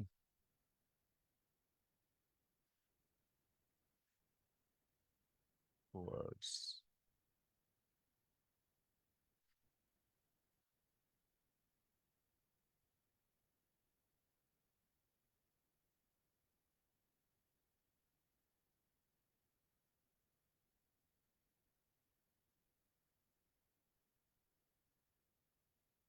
আচ্ছা, তোমরা কি দেখতে পাচ্ছ একটা ফাইল? জি স্যার। জি জি স্যার। স্যার। দেখো, আমি এটা তোমাদের সাধারণত বইপত্রগুলোতে এভাবে এরকম গুলো উৎসাহে পাওয়ার কথা না। দেখো, এই অ্যাবেইট ধরো, অ্যাবেইট বাংলাটা দিয়েছি, এবং এটা আসলে কোন পার্ট অফ স্পিচ সেটা আমি ইঙ্গিত করে দিয়েছি। দেখলে তো বোঝা যায়, ভার্ব অ্যাডজেক্টিভ এগুলো বোঝা যায় না, হ্যাঁ, নাউন। আচ্ছা, তারপরে এটার সিনোনিম 2টা শব্দ দিয়েছি, অ্যান্টোনিমাস 2টা শব্দ দিয়েছি, এবং এটার একটা সেন্টেন্স মেক করার চেষ্টা করেছি এমন ভাবে যেটা একেবারেই ইজিয়েস্ট ফিল হয়। দেখো, একটা শব্দ যখন তুমি একটা সেন্টেন্সে রিলেট করতে দেখবা, তখন দেখবা যে ওইটা তুমি নিজের সাথে রিলেট করে মনে রাখতে খুব সহজ হয়। কিন্তু তোমরা কি করো, বইপত্র আমি দেখেছি এগুলোর যে এক্সাম্পলটা দিয়েছে সেই এক্সাম্পল সেন্টেন্সটা অনেক কঠিন। যে লোকজন তো এমনিতে আমাদের ইংরেজি দুর্বল, সে ওই শব্দটাকে তখন একটা কঠিন সেন্টেন্সের সাথে না সে ইয়ে করতে পারে না, রিলেট করতে পারে না। তখন তার প্রাণের সাথে মিলে না, এটা তার সিস্টেমের সাথে মিলে না, ওই জন্য তার জন্য কঠিন হয়ে যায়। এই জন্য আমি চিন্তা করেছি যে একেবারেই যত ইজি পারা যায়, যেমন দা নয়েজ উইল অ্যাবেট সুন, যে নয়েজ উইল লেসেন সুন, তাই না, নয়েজ উইল ডিক্রিজ সুন। তেমনি আমরা যেই জায়গায় লেসেন ডিক্রিজ সব সহজ শব্দটা ব্যবহার করি, তেমনি আমরা এই কঠিন শব্দটা ব্যবহার করতে পারলাম অ্যাবেট সুন। এই, তাহলে তুমি এই অ্যাবেইট ভাবটা এভাবে ব্যবহার করার কারণে তুমি ওর সাথে একটু নিজেকে রিলেট করতে পারবা, নিজের ইনফরমেশনকে নিজে যা জানো সেইটার সাথে রিলেট করতে পারবা। সেই কারণে তোমার একটু তাড়াতাড়ি বেশি মনে থাকার সম্ভাবনাটা তৈরি হবে। এই কারণে আমি যতগুলা দিয়েছি ভাই, সবগুলা যতটা সম্ভব ইজি সেন্টেন্স করার চেষ্টা করেছি, যাতে ওই সেন্টেন্সটা তার প্রাণের সাথে মিশে যায়। মানে অলরেডি তো ওই সেন্টেন্সটা, সহজ সেন্টেন্সটা তার প্রাণের সাথে মিশে আছে, ওখানে যাতে গিয়ে শব্দটা ক্লিক করতে পারে, তখন তাড়াতাড়ি মনে থাকবে।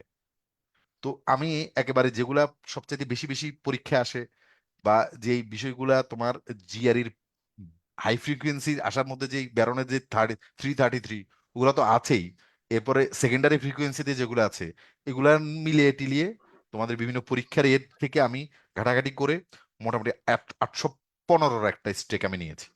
এখন দেখো, তোমার ভোকাবুলারি সোর্স কোনটা হবে, ওই বই হবে, সেই হবে, আমার এইটা হবে, যে কোনো একটা তুমি নাও। আমি বলি না যে আমার এটাই নাও, তবে আমি সাজেস্ট করছি আমার এটা তুমি নিতে পারো। যদি না নাও না নাও, তুমি ধরো মাস্টার বইয়ে যে ভোকাবুলারি গুলো দেওয়া আছে সেটা নাও, প্রফেসরের যেটা আছে সেটা দেখতে পারো, দেখো। তবে আমার কথা হচ্ছে যে কোনো একটা সোর্স তোমার নির্দিষ্ট থাকবে, যে এইটাই, এর বাইরে আর কোনো কিছু জানি না, এর বাইরে আর দরকার নেই। যেই ছেলের এই 815 ক্লিয়ার আছে, 815-র মধ্যে অন্তত 500টা ক্লিয়ার আছে, টেনশন করার আর দরকার নাই ভাই।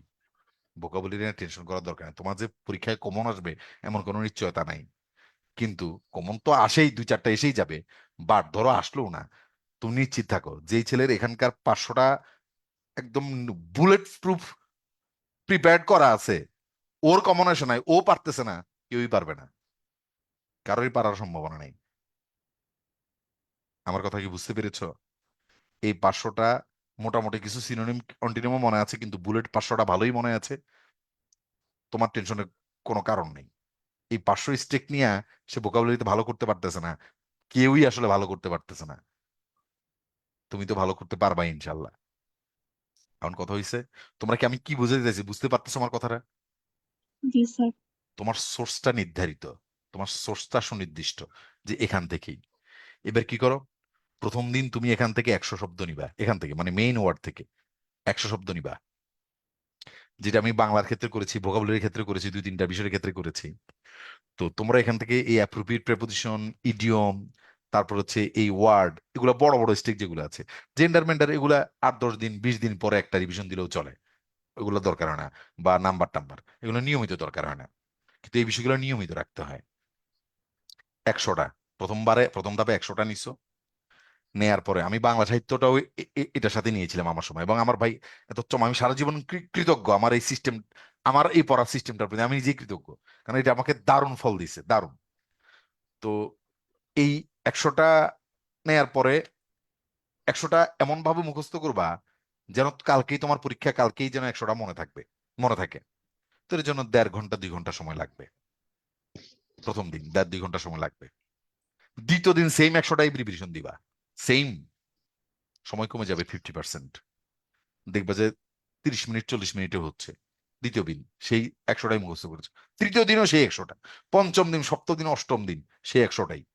নবম দশম দিনে গিয়ে দেখবা একটু আমার কথাটা মিলাই, একটু চ্যালেঞ্জ নিয়ে একটু দেখো না, একটা একটা অ্যাসাইনমেন্ট অন্তত করে, এটার একটা অ্যাসাইনমেন্ট হিসেবে নাও না, 100টারই নাও। দেখবে যে নবম দশম দিনে 100টা রিভিউ করতে মাত্র সময় লাগতেছে 7 মিনিট 8 মিনিট, 7-8 মিনিটের বেশি লাগে না। অষ্টম থেকে দশম দিনের মধ্যেই দেখবে যে 7-8 মিনিটে তোমার এই 100টা রিভিশন হয়ে গেছে, মাত্র 7-8 মিনিট। তারপরে নতুন আরো 100টা নিবা বা 50টা নিবা। তার মানে এই না, এই কথাটা এবার মনোযোগ দিয়ে শোনো, আগের 100টা ফেলে দিছো, ফেলতে পারবা না, ফেলা যাবে না, ফেলা যাবে না বন্ধু। ওই 100টার সাথে নতুন 60-70টা যেটা নতুন করে নিচ্ছ, ওই 100টা পড়তে 8 মিনিট 9 মিনিট লাগতেছে, নতুন 80টা পড়তে আবার লাগতেছে 40 মিনিট 45 মিনিট। তো প্রথম আবার এই ইন্টারসেকশনের যে নবমতম দিন বা একাদশ বা দ্বাদশতম দিন, সেদিন আবার সময় বেড়ে যাচ্ছে, হয়ে যাচ্ছে 1 ঘন্টা হোক। এরপরে এবারে 170 ওয়ার্ড 80 ওয়ার্ড নিয়ে চলতেছো, তুমি পথ চলতেছো। এইভাবে আবার 15-20 দিন পরে, 25 দিন পরে, 25তম দিন, প্রথম দিন থেকে শুরু করে 25তম দিন পরে দেখছো তোমার আবার আরো 70টা 50টা যোগ করার সময় চলে আসছে। কারণ ওই 170টা পড়তে, আগের পুরনো 170টা পড়তে সময় লাগতেছে দেখা গেছে 10 মিনিট 12 মিনিট, আবার যোগ করতেছো। এরকম করে করে 500 600 বা 800 পর্যন্ত যাইতে তোমার হায়েস্ট 4 মাস সময় লাগবে। এই 4 মাস সময়ের পরে তোমার আর বাড়ানোর আর দরকার নাই। এই ও এভাবে 4,000 5,000 শব্দ পড়ে ফেলছো, ওইটা একটা ওয়াইজ কিছু না, কারণ তোমার আরো পড়া আছে। একটা জায়গায় গিয়ে একটা বাউন্ডারি তোমার, এর বাইরে আসলে আসলো না, আমি পারি না, আমার যে বাউন্ডারি আছে ওইটা শক্তিশালী আছে। প্রবলেম হচ্ছে তোমাদের এই বাউন্ডারি তো নাই, এদের মধ্যে আবার অনেকগুলো শব্দ দেখা যাচ্ছে তোমার অলরেডি পারো, আর বাকিগুলো তুমি সাইজ করে নিলা, তাহলে এই 800টা হয়ে গেছে তোমার, খেলা শেষ। এবার ওই 800 শব্দ দেখবা যে 2 দিন পর পর একটু রিভিশন দেওয়ার চেষ্টা করবা, রিভিশন দিতে 20 মিনিট সময় লাগে। এটা তো অ্যাভয়েড কমে যাওয়া, অ্যাভয়েড ঘৃণা করা, এই দুম দুম দুম দুম দুম দুম করে দেখছো চলে তোমার অনেকগুলো দেখবে যে তোমার ইনফরমেশন সিস্টেমের সাথে দারুণভাবে মিশে যাবে। মানে কি, তুমি এবার লেখা টেখা করা শুরু করতে পারবা, কারণ বারবার পড়তে পড়তে ওগুলা তোমার একদম মিঙ্গল হয়ে যাবে তোমার মেমোরির সাথে। তখন ওরে দেখলে মনে করতে হবে তা না, এমনিও তোমার ওখানে সেখানে কথা বলতে 2-1টা ইংরেজি শব্দ বেরিয়ে যায় না, দেখবা যে এগুলো বেরিয়ে যাচ্ছে। ওখানে সেখানে কথা বলতে আমাদের 2-1টা ইংরেজি শব্দ বেরিয়ে যায় না মুখ থেকে, কথা বলো, দেখবা যে এরা তোমার এখান থেকে বেরিয়ে আসতেছে, মানে তোমার লেখাটাকে এরা এখন প্রতিফলিত হওয়া শুরু করবে আস্তে আস্তে, কারণ তুমি এদের সাথে একদম মিঙ্গলড হয়ে গেছে। এখন আসো, এই যে 4টা মাস, এই যে গুছিয়ে গুছিয়ে এই অধ্যবসায় নিয়ে এই 4টা মাস 5টা মাস, এই ধর তাও 1-1.5 ঘন্টার, মানে তোমার এই 10-12 ঘন্টা টার্গেটের মধ্যে, দৈনিক দৈনিক 10-12 ঘন্টা টার্গেটের মধ্যে এই 1-1.5 ঘন্টা তুমি এটাকে রেখেছো। এই কথা বলো না, 1-1.5 ঘন্টাকে তুমি টার্গেট রেখেছো, 10-12 ঘন্টা টেকের মধ্যে 1-1.5 ঘন্টা এটাকে রেখেছো। 4 মাস পরে তুমি একটা চমৎকার জায়গায় পৌঁছে গেছো, কনফিডেন্স সেই রকম লাগবে, শান্তি লাগবে সেরকম। কিন্তু সেটা তো শুরু করতে হয়, কষ্টটা তো শুরু করতে হয়। তোমরা কাজটা করবা না, 4 মাস পরে তখন আবার মনে হবে যে ইস, এতদিন যদি শুরু করতাম, ওই স্যারে 21 তারিখে বলছিল অক্টোবরের, তখন থেকে যদি শুরু করতাম আজকে তো একটা পজিশনে আসতাম, 50% পজিশনে আসলেও তো আসতাম। এটা বলবা, দেখবা, এটা বলবা, কাজ করবা না, কিন্তু ঠিকই 4 মাস পরে গিয়ে এটা বলবা। কিন্তু 4 মাস ধরে কাজ করলে তুমি আসলে একটা জায়গায়, চমৎকার জায়গায় পৌঁছে যেতে পারতা। ভাই আর কথাটা এটা কি বুঝছো? অ্যান্টোনিমস সিনোনিমস সহ করবো? অ্যান্টোনিম সিনোনিম গুলা একটু শ্যাডোলি দেখে যাবা যখন রিভিশনটা দিবা না, ওগুলা ওই মুখস্থ দিকে যাবে, কারণ ওগুলা অনেক সহজ সহজ শব্দ, ওগুলা মোটামুটি অনেক কিছুই তুমি পারো, ওগুলোর দিকে একটু কম নজর দাও, মেইন ওয়ার্ডটার দিকে দাও। কিন্তু ওগুলা বাদ দিবা না, ওগুলা মেইন ওয়ার্ডটা মনে রাখার চেষ্টা করবা, সাথে ওগুলো একটু দেখবা। এটা দেখবা যে বাই প্রোডাক্ট হিসেবে আস্তে আস্তে এমনি ঘটনা ঘটে যাও, ওইটার জন্য প্রেশার নিও না। আমার কথা বুঝতে পেরেছো? অ্যান্টোনিম সিনোনিমের যে রোটা আছে ওই রোর জন্য প্রেশার নিও না, প্রেশার নিবা শুধু মেইন রোর জন্য। আমি ক্লিয়ার? জি কিন্তু স্যার। এর মানে এই না যে ওইটা তুমি দেখবাই না, ও দেখবা যে অ্যাবাইটির কি কি আছে, বা কথাটা বুঝতে পেরেছো, অ্যাডজর্নের কি কি আছে দেখবা। আমি ক্লিয়ার? জি স্যার। এইভাবে তুমি এবার অ্যাপ্রোপ্রিয়েট প্রিপোজিশনের থেকে কয়টা, ধরো প্রিপোজিশনের টোটাল আমি যে কটা দিয়েছি এর বাইরে ওঠার দরকার নাই, 300 350 পর্যন্ত থাকো। গ্রুপ ভার্বের যে কথাটা দিয়েছি এর বাইরে ওঠার দরকার নাই। বা তুমি যদি মনে করো যে না আমি স্যার এখান থেকে পড়বো না, ভালো লাগে না, আরেক জায়গা থেকে পড়ি, সেখান থেকে পড়ো, তবে এর বাইরে আর উঠো না, এই সংখ্যার বাইরে আর উঠো না। এগুলাই তোমার স্ট্রিক হবে, এগুলাই তোমার পুরো প্রিপারেশন পরিক্রমার মধ্যে থাকবে, এগুলো হইলে এনাফ। তুমি এইগুলা মনে রেখেও এরপর তোমার পরীক্ষা কমন আসতেছে না, টেনশন করো না, চিল। তোমার সাধারণ জ্ঞান তো এরকম প্রচুর পড়ো, সব কি কমন আসে তোমার? কথা বলে না। হ্যাঁ স্যার। সব সাবজেক্টে তোমার এই ঘটনা ঘটবে। তাহলে এই ইংরেজিতে এই ধরনের একটা চমৎকার প্রিপারেশন নেওয়ার পরে, এরকম একটা গুছানো কনফিডেন্ট প্রিপারেশন নেওয়ার পরেও তুমি ওই জায়গায় স্ট্রাগল করতেছো, তোমার টেনশনের কারণ নাই। কোনো কোনো সময় কোনো কোনো জায়গায় কোনো কোনো প্রশ্নে কোনো কোনো বাদ এরকম স্ট্রাগল করতে হয়, এটা কোনো ঘটনা, টেনশন করবে না একদম। কিন্তু দেখবা যে কিরকম মারাত্মক ভাবে ফল এগুলো তোমাকে দেয়া শুরু করতেছে, যদি সেইভাবে অধ্যাবসায়ী হয়ে সেরকম নিরিবিলি পরিশ্রমটা নিয়মিত করতে পারো। সবকিছুর উপরে যেই কথাটা সবচেয়ে বেশি গুরুত্বপূর্ণ, একমাত্র গুরুত্বপূর্ণ কথা, প্রচুর পড়তে হবে, এই কথাটা মেনে নিতে হবে তোমাকে, এবং সেটা টপিক ধরে ধরে গুছিয়ে পড়তে হবে। আর মাথায় রাখতে হবে যে তোমার একটা নির্দিষ্ট টেনিউরের মধ্যে, একটা নির্দিষ্ট পিরিয়ড অফ টাইমের মধ্যে তোমার কতবার প্রেপারেশন, কতবার রিভিশন হয়েছে। ধরো এগুলা তো নিত্যদিন চলতে থাকবে। তোমার ম্যাথামেটিক্স এর জেনারেল এই যে বেসিক ম্যাথটা কতবার রিভিশন হয়েছে, তোমার অ্যাডভান্সড ম্যাথটা কতবার রিভিশন হয়েছে। এখন অ্যাডভান্সমেন্ট তো তোমাদের ব্যাংকের চাকরি আর কি অনেকে অ্যাপ্লাই করো, তো সেই জন্য তোমাদের অ্যাডভান্সমেন্ট পড়তে হয়, কতবার রিভিশন, সেটা সেই যে যেই বইটার টপিক ধরেছো সেটাই কতবার হয়েছে। তোমরা কি করো, কোনো টপিকের মধ্যে থাকো না, আমি দেখি এই একেবারে ফেসবুকের স্ট্যাটাস থেকে শুরু করে সবকিছুই তোমাদের প্রিপারেশন স্টেজে থাকে, যে অমুক স্যারে বলেছে বা অমুক বড় ভাই বলছে যে এই রবীন্দ্রনাথের 10টি বই, 10টি গ্রন্থ, হুম, এগুলো শেয়ার করে টাইম লাইনে রাখো, দুম করে শেয়ার করে টাইম লাইনে রেখে দিছো। এটা কি প্রিপারেশন আমি কিছু বুঝি না। আরে এই ওদিকে তাকানোর দরকার কি তোমার? তোমার কাছে বই আছে না, অমুক স্যারের অমুক শিট, একই টপিকে 14 15টা সোর্স থাকে তোমাদের, একই টপিকের 14 15টা সোর্স থাকে, কোন সোর্স থেকে পড়ছো, কোন সোর্সকে এটা কোন তো সোর্সে খুব কি আত্মঘাতী কাজ। মিলাইতে পারো না কিছু। এক টপিকের সোর্স থাকবে একটা, ওই একটা বই হলেই চলে। এবার ওই টপিকের বই স্যারের একটা শিট, ওই স্যারের একটা অমুক ওই কোচিং এর একটা শিট, ওই কোচিং এর সেটা, ওই ওই এত কিছু কোনো দরকার নেই। একটা স্যারদের ক্লাস টাস রাখবা কেন? সেটা জাস্ট ওই টপিকটা একটু ভালো করে বোঝার জন্য। ক্লাস কেন? ক্লাস হচ্ছে টপিকটা ভালো করে বোঝার জন্য, যেখানে যেখানে তোমার বুঝতে সমস্যা হয় সেই জিনিসটা বোঝার জন্য, নিজেকে রিলেট করানোর জন্য, এই। কিন্তু তোমার একটা মাদার টপিক তো থাকবে, মাদার সোর্স তো থাকবে, টপিক না, মাদার সোর্স তো থাকবে, সে মাদার সোর্স একটাই। আর তোমরা মাদার সোর্সের সাথে আরো নানা কাজিন সোর্স, চিলড্রেন সোর্স, নানা কিছু নিয়ে ধসপস করে কোনটাই যে তোমার আসল সোর্স, কোনটা থেকে যে কোন ঘটনাটা পড়তেছো, কোনটা যে কোথায় আছে কোনটা যে কোথায় নাই, কোনো হিসাব কিতাব নাই, কোনো ঠিক ঠিকানা নাই। একটা টপিক পড়বা একটাই, সীমিত, সীমিত মানে কি একটাই, কোনো দুইটাও না, একটাই। কিন্তু সময় বেশিক্ষণ ধরে পড়তে হয়, 12 13 ঘন্টা 10 ঘন্টা অ্যাটলিস্ট, 1 1.5 বছর ধরে একটু বাদাম খায় পরিশ্রম করো, আল্লাহর রহমতে লাইফটা এরপরে দেখবা যে সুন্দরভাবে পরিশ্রমীকে ঈশ্বর নিরাশ করবেন না। সেরকম করে একটু পড়াশোনা করো ভাই। এই পড়াশোনা তোমাকে একদম 100% ক্যাডার বানাই দিবে, এটা আমি কখনোই বলতে পারি না, এটা কারোই পক্ষেই বলা উচিত না, কারো পক্ষেই এই কথাটা, কারোরই এটা বলা উচিত না। সেটা তোমার ঈশ্বর তোমার এন্ডটা নির্ধারণ করে রেখেছেন, আমি বলার কি। তো তুমি সে পর্যন্ত তো আগে যাইতে হবে, তবে এটা একদম নিশ্চিত থাকো ঈশ্বর তার এন্ডই নির্ধারণ করে রেখেছেন, যে ধরো এরকম পরিশ্রম করে গেছে, এমন না যে ধরো আমি পড়িই না, ঈশ্বর তো আমার এন্ড নির্ধারণ করে রাখছে, আমি পড়িই না, হবে না। ঈশ্বর একটা নির্দিষ্ট ওই 15,000-এর মধ্যেই কারো, এই 15,000-এর মধ্যেই দেখো ভাগ্য কাউকে একটা মানে এই ডিভাইন যে বিষয়টা ওইটাই তো আমরা লট বলে মনে করি।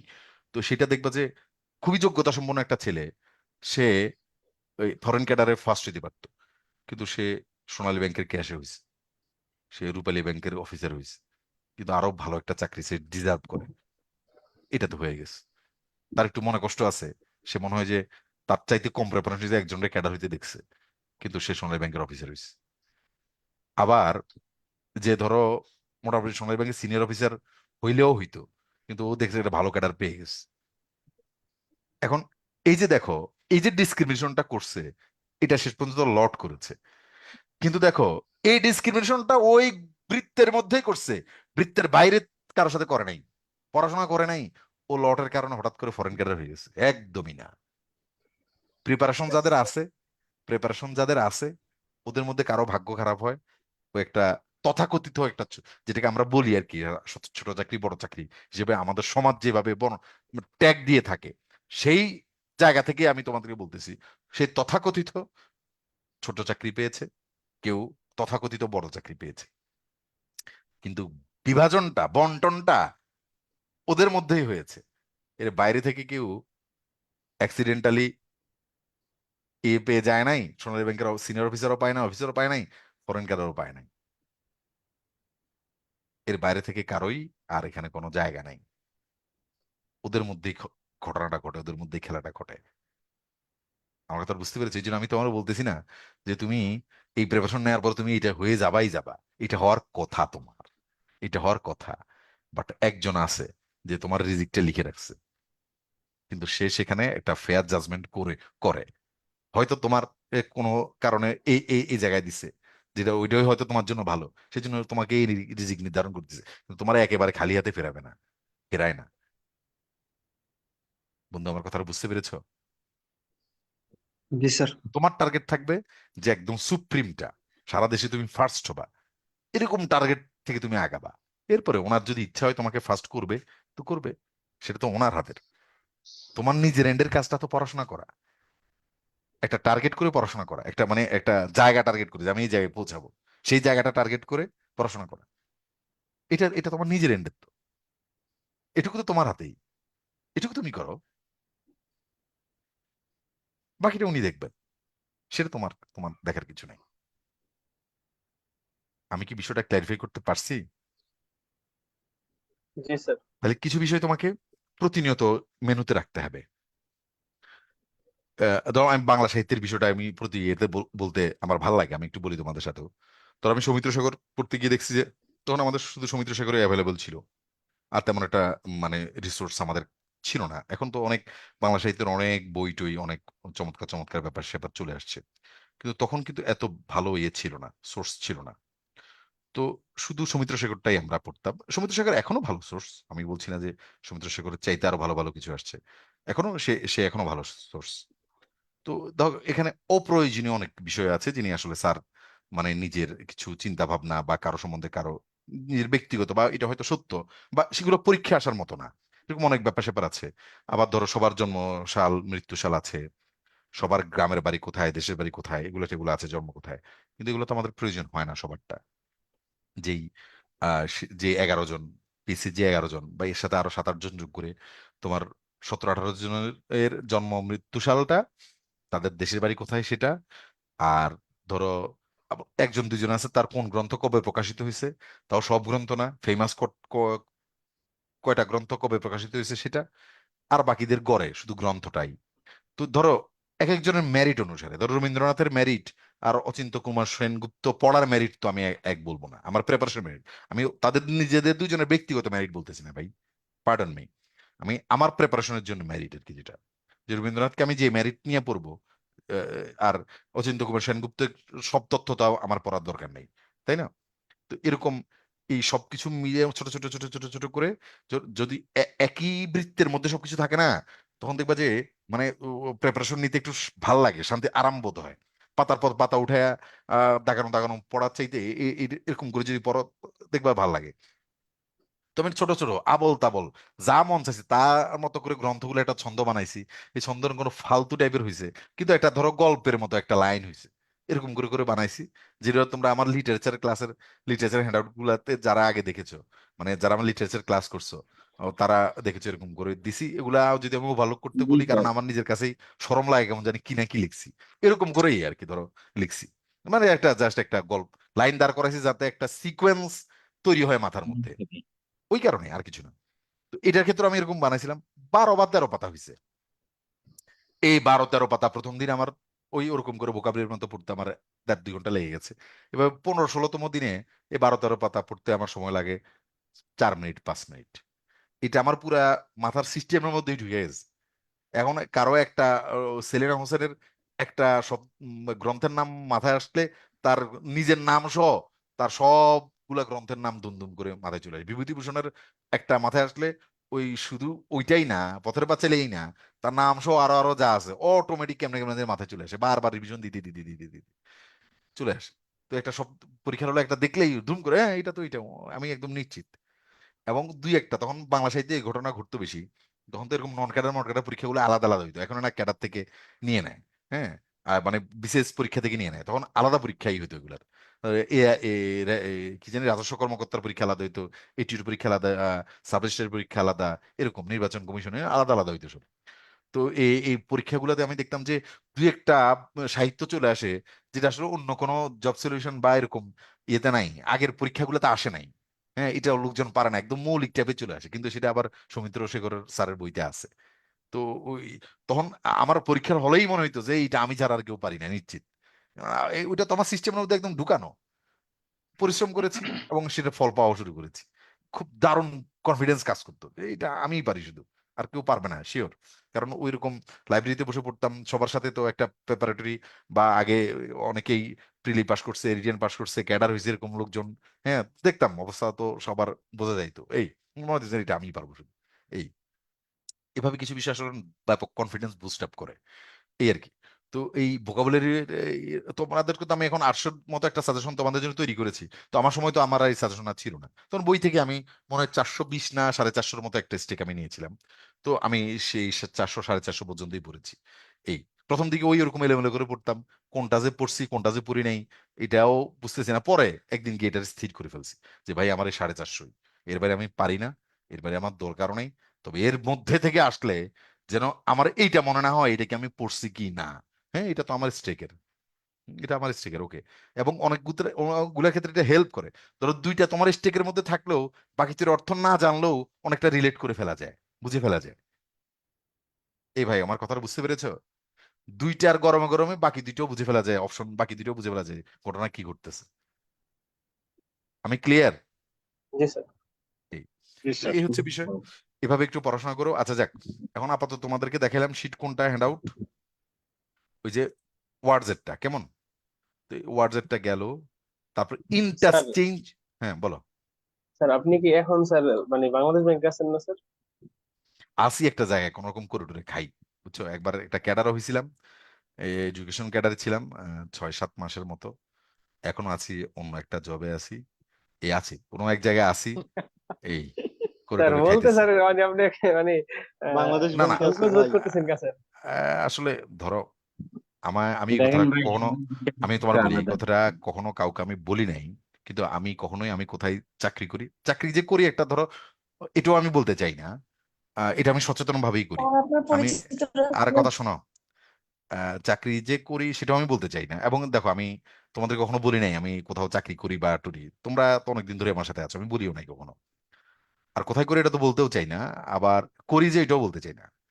এর কারণ হচ্ছে কি, এই জিনিসটা ধরো ওই কারণে না, একটা নির্দিষ্ট কারণের কারণেই আমি বলি। কারণের কারণে কি সেটা সেটা হয়েছে, তোমাদের কাছে হয়তো সিলি লাগবে, কিন্তু ব্যাপারটা নিয়ে আমার আসলে একটু সিরিয়াসনেস কাজ করে। তো আমি যখন একটু পড়াতাম টড়াতাম কোচিং এ, ফিজিক্যালি পড়াতাম কনফারেন্স যখন একদম শুরুর দিকে, ধরো একদম শুরুতে, তখন গিয়ে পরিচয় টরিচয় দিতাম যে আমি অমুক জায়গায় চাকরি করি, এই ক্যাডারে ছিলাম, এই সেই। তখন আমার কাছে মনে হতো যে স্টুডেন্ট একটু সমীহর চোখে দেখা শুরু করে আমাকে, যে আমি ধরো ইংরেজি পড়াচ্ছি, হ্যাঁ তার চাইতে বেশি ধরো আমি ইংরেজি টিচার, তার চাইতে বেশি আমার ওই ধরো ডেজিগনেশন এগুলোর প্রতি একটা সফট কর্নার স্টুডেন্টের তৈরি হয়, একটা সমীহ চোখে তাকায় সে তখন আমার দিকে। ওই বিষয়টা না ভাই আমার ভাল লাগতো না, ব্যাপারটা কেমন জানি আমার কাছে আনইজি লাগতো যে ধরো আমার ইংরেজি পড়াচ্ছি, আমি আমার পড়ানোর কৌশল বা আমার ডেডিকেশন তাকে যত মোহিত করতেছে, নাকি ধরো আমার পদ পদবিদারে মোহিত করতেছে। Don't take it otherwise please. আমি ধরো কথার কথা তোমাদের সাথে পিনি করছে, আমি বলে ফেলতেছি, এই কথাটা আমি আর কখনো কারোর স্যার সাথে শেয়ার এটা করিনি। খুবই ধরো আমি রিয়েলিটি স্যার, ভিতরে অনেক আমি জায়গায় অনেকে শোনো পড়াইতে না, যায় এরকম আর শোনো করে। আমার কথা শোনো না। তোমরা কিভাবে নিচ্ছ ভাই এটাকে, আমি সেটা আসলে শঙ্কিত। বাট আসলে আমি একটু পিনে উঠে পড়ছি, এই কারণে আসলে বলে ফেলতেছি আর কি। যে এখানে আমার অনেক পুরনো স্টুডেন্ট আছে, তোমরা কখনো কোনো ক্লাসে এই ধরনের কথা আমি বলি নাই, হঠাৎ করে আজকে কেমন জানি পিনে করছে হয়তো বলে ফেলতেছি।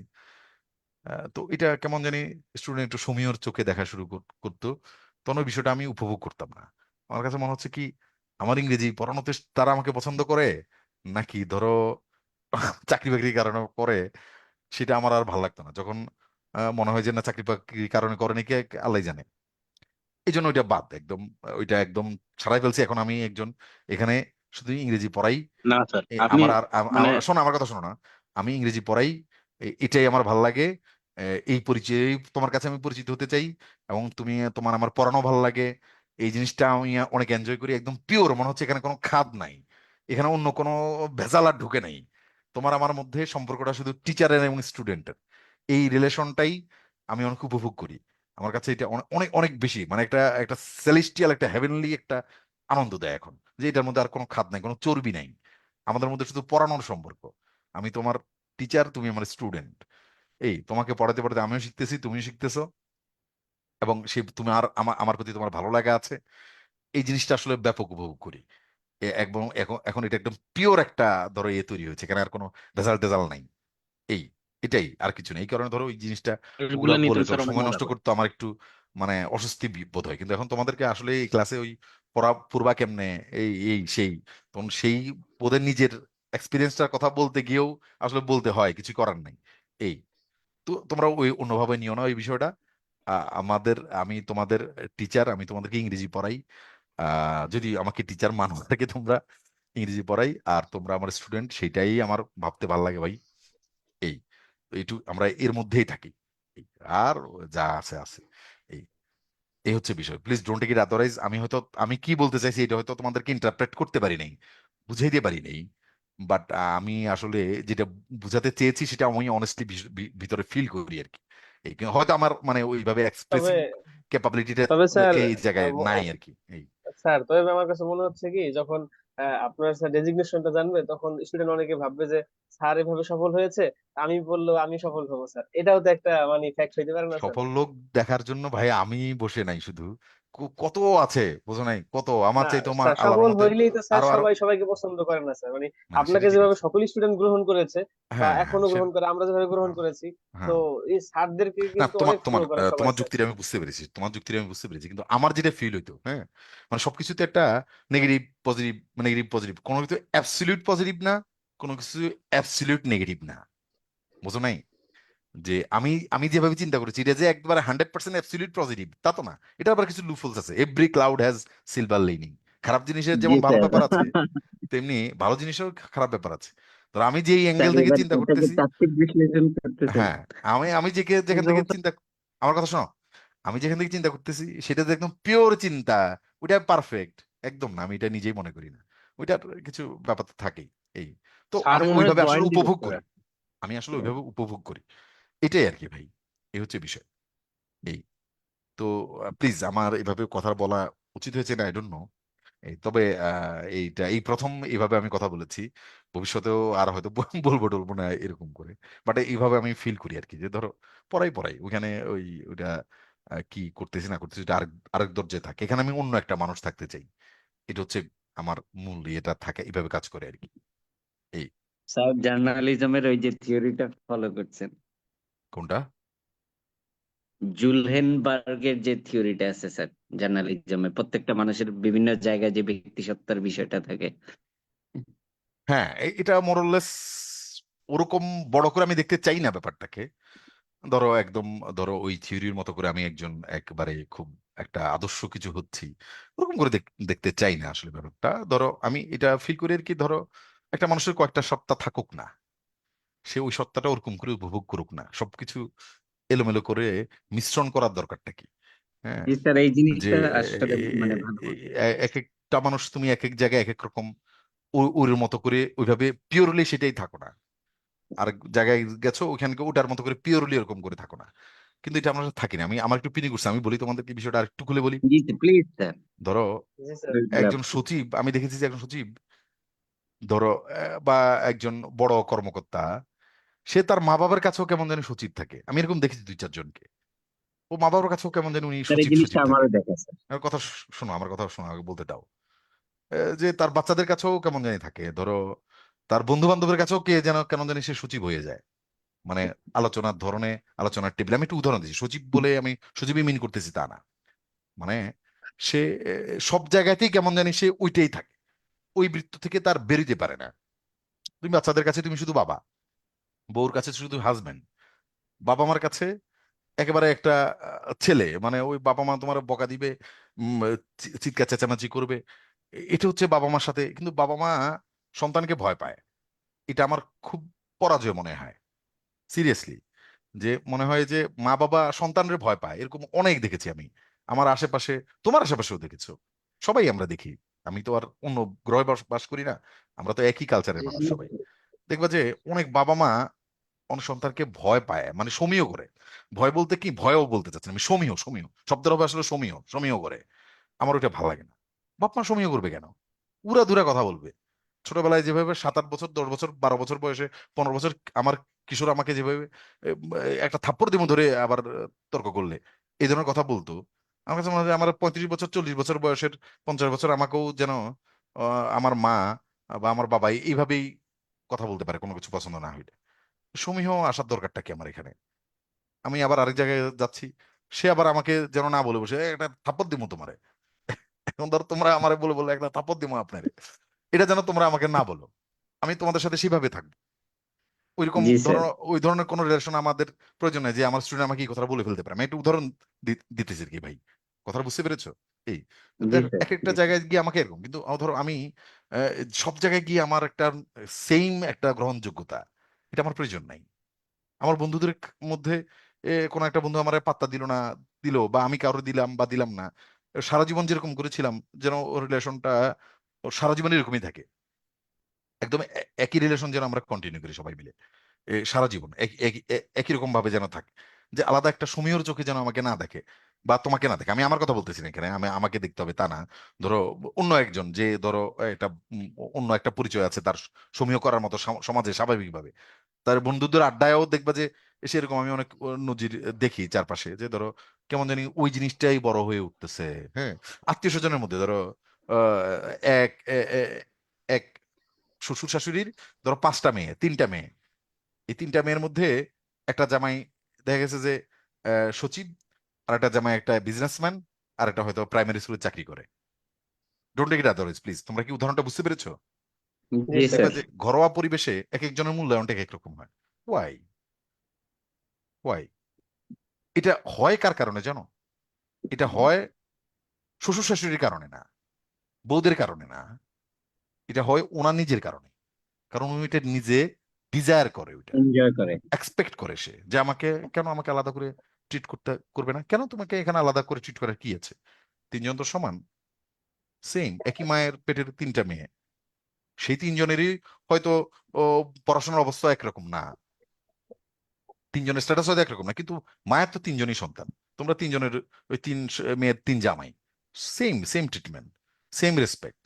তুমি তোমার ছোট ভাইয়েরা ওইভাবে রেসপেক্ট করবা, ছোট ভাইয়েরা হও তুমি বড় ভাইটাকে ওইভাবে রেসপেক্ট করবা, এরকম মানে তোমাদের মধ্যে একটা বন্ধুত্বপূর্ণ সম্পর্ক থাকবে, একটা ভাই ভাই সম্পর্ক থাকবে। কিন্তু না, ওখানে কেমন একটা ডিসক্রিমিনেশন তৈরি হয়, এবং একজন ইনফেরিয়র ফিল করা শুরু করে, যে না আমি এই চাকরিটা করি, আমার ভাইয়েরা তো ওই চাকরিটা করে, এটা ইনফেরিয়রিটি আসে, সে ওই ভাইয়েরার সামনে যাইতে ভয় পায়। তোমরা কি এই বিষয়গুলো খেয়াল করতে পেরেছো? যে সে জি আনইজি স্যার। ফিল করে, যে উনি শ্বশুর বাড়ি গেলে স্যার ও এটা তো যাইতে চায় না। আমাদের মধ্যেই হয় ম্যাক্সিমাম টাইম, শোনো না, যাদের জি জব স্যার। হয় আর যাদের এটা জব হয় এ, না। শোনো না, যে হ্যাঁ যাদের জব হয় যাদের জব হয় না, সেখানে এগুলো তো, এগুলো আসলে পরাজয় একটা আমার কাছে মনে হয়। এটা জীবনের পরাজয়, এগুলো হ্যাঁ, ভয়াবহ পরাজয়। এটা যে আমি, খুবই ফ্রাস্ট্রেটিং একটা বিষয় স্যার। হ্যাঁ আমি একটা জায়গায় গেছি, একটা জায়গায় আমি দাঁড়িয়েছি, আমাকে এই জায়গার বদৌলতে আমাকে সব জায়গায়, আমি যেখানে গেছি আমার ওই অফিসের ভিতরে আমাকে আমার যথেষ্ট সমীহ করে কিনা লোকজন, সেটা আমার এই কি জানি এটারে বলে চেইন অফ কমান্ড টমান্ড, সেই সব কিছুই প্রোটোকল ওইটার ভিতরে শেষ, ওই বিল্ডিং এর ভিতরে শেষ। বের হয়েছি এই আমার যখন যেখানে যাব তখন সেরকম করে আমি একজন মানুষ, সেরকম আমার ওখানে ওই জিনিসটার তেজ চারদিকে ছড়িয়ে পড়া আমার আর কোনো প্রয়োজন নেই। মানে আমার কথা বলতেছি না, একজন ইন্ডিভিজুয়াল মানুষের কথা বলতেছি, যে ধরো আমাদের সমাজের পার্সপেক্টিভে বলতেছি। এখানে আমার আমার আর বিষয় নাই, আমি ওটা অ্যাসাইড করে ফেলছি অনেক আগেই। আমি এখন তোমাদেরকে অবজেক্টিভ ওয়ে বলতেছি, এখানে সাবজেক্টিভ কোনো বিষয় বলতেছি না, এখন এটা অবজেক্টিভ ওয়েতেই বলতেছি। এই তো এটা হচ্ছে আর কি বিষয়, যে আমার কাছে ফিল হয় ব্যাপারটা এরকম করে। আমরা প্রত্যেকেই প্রত্যেক জায়গায় নতুন একটা মানুষ হইলেই তো হয়, একই জায়গায় সে সব জায়গায় কেন ওইটার তেজি চলতে হবে, তাই না? এই বা সবাই ধরো একজন, তোমরা তিন ভাইয়ের মধ্যে একজন তোমার ধরো খুবই নিম্ন পর্যায়ে আছে, বা সমাজের চোখের দৃষ্টিতে আমরা যেগুলোকে বলি আর কি, যে খুবই স্ট্রাগল করছে, ওকে তুমি আর আহ, তোমাদের ঘরোয়া পরিবেশে মিটিং এর বিভিন্ন ইয়েতে অনুষ্ঠানে ওইভাবে পাত্তা দিচ্ছ না, মূল্যায়ন করছো না, ওর কথার কোনো মূল্যায়ন দিচ্ছ না। হ্যাঁ, ওর মেয়ের বিয়ে হবে, ওর দেখবা যে একজন দুই ভাই তারা, তো ছোট ভাই ধরো একটু টাকা পয়সায় দুর্বল, পদ পদবিতে দুর্বল, বড়টা অনেক পদপদবিতে সবল, টাকা পয়সাও সবল। এখন বড়টা ছোটটারে সাহায্য করতেছে, এবং মেয়েটার বিয়ে হবে। ওই মেয়ের বিয়ে তো বাপের কোনো ইয়ের নাক গলানোর কোনো অধিকার থাকে না, পছন্দ অপছন্দ কথা বলার অধিকার থাকে না। ও বড় ভাই যা বলে, কারণ ওনার টাকা পয়সা বেশি, ওনার পদ পদবির জোর বেশি, উনি যা বলে, উনি হয়তো বিয়ে শাদীতে উনি বেশ কিছু খরচ টরচ করবে। ওইটা আসলে ভাইকে তো তুমি, আমি হেল্প করতেছি আরেক ভাই, কিন্তু ওনার ওই বড় ভাইয়ের কথা বলার ক্ষমতাটা স্পেসটা বেশি থাকবে। ওর মেয়ে ওনার ওই স্পেসটা থাকে না, সে বলতে ভয় পায় না। এখানে সবচেয়ে বেশি প্রায়োরিটি পাবে এই জায়গায় মেয়ের বাবাটাই। আমি তার বড় ভাই বা আমি তার ছোট ভাই, আমি তাকে হেল্প করতেছি, সেটা আরেকটা ইস্যু, ওই হিসাব আরেক হিসাব। এটার সাথে এটার মিলানোর তো কোনো কারণ নাই। আমি সব জায়গায় প্রভাব বিস্তার করা শুরু করি, আমাকে সবাই সবখানে সময় করা শুরু করে। এটা ভালো কিছু না, এটা সুন্দর লাগে না আমার কাছে। ভাই আমার কথা বুঝতে পেরেছো আমি কি বলতে চেয়েছি? তুমি ওখানে অনেক অন্য মানুষ থাকো, অন্য মানুষ থাকো ওইখানে, ওই মেয়ের বাপ বিয়ে, ওই মেয়ের বাপই চূড়ান্ত সিদ্ধান্ত নিবে, তার প্রাণ খুলে কথা বলার অধিকার থাকবে, এই তো বিষয়টা।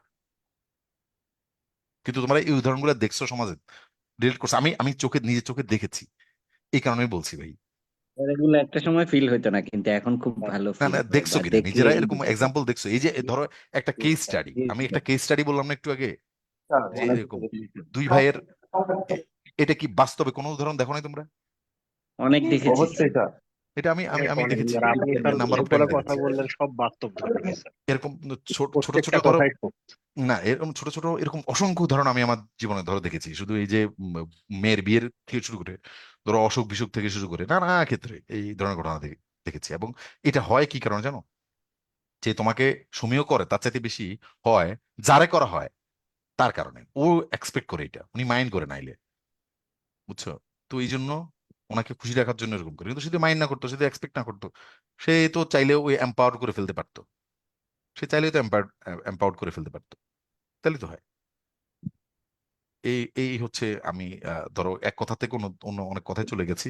আচ্ছা দেখো তোমাদের না স্যার, অনেক অনেক আর ভালো কথা বললেন আজকে স্যার। আচ্ছা আর একটা এই রিকোয়েস্ট থাকবে স্যার, এই হুম, হুম, কথাগুলো স্যার প্রত্যেকটা ব্যাচে আপনার বলা উচিত, কারণ আহ, এই আহ, ও- শিক্ষাটা ও- অনেকেরই থাকে না, আর না, অনেকেরই ধরো এটা থাকে না। কথার বললে প্রত্যেক ব্যাচে ভাই। কথার এটা কথায় এটা এটা সবারই জানা দরকার, আর এরকম হ্যাঁ, করা আসলে উচিত। না কথার কথা উঠে গেছে তোমাদের সাথে আর কি, বুঝো নাই? না স্যার, এটা আচ্ছা এটা আসলে সবগুলো ব্যাচেই আপনার এই এই কথাগুলো বলা উচিত আচ্ছা আমার মতে। ঠিক আছে ঠিক আছে, বলবো না। এখন দেখো এটা ট্রানজিটিভ ইনট্রানজিটিভের একটা ইস্যু, দেখো তোমরা এটা একটু বোঝার চেষ্টা করো। আচ্ছা, ট্রানজিটিভ ট্রানজিটিভের পরপরই কি থাকবে বলো তো? অবজেক্ট থাকবে। অবজেক্ট বা একটা নাউন ফরম্যাট থাকবে না? জি স্যার। এটা তোমরা মুখস্থ করবে না, এটা মুখস্থের জন্য শীট দেই নাই, এই শীটটা, এই শীটটা দিয়েছি দেখার জাস্ট জন্য। এমনি একটু পড়ে যাবা। এই শীটটা মাঝে মাঝে পড়বা, দেখবে যে আরাম লাগবে, একটু উপন্যাসের মতো করে পড়বা। দেখো ট্রানজিটিভ ভার্ব, একদম কমন ট্রানজিটিভ ভার্ব হিসেবে যারা ব্যবহার হয় তাদের পরপরই কিভাবে একটা নাউন চলে আসে, হ্যাঁ, সেটা আমি তোমাদেরকে একটু এখানে দেখানোর চেষ্টা করছি। Accept an offer, achieve a goal. এবং আমি তোমাদের কাছে 12টা স্টেক দিছি না মেমোরাইজিং এর 12টা, জি স্যার। এই এই ট্রানজিটিভ ইন্টারজিটিভ শীটটা কি এটার মধ্যে আছে? নাই নাই, স্যার।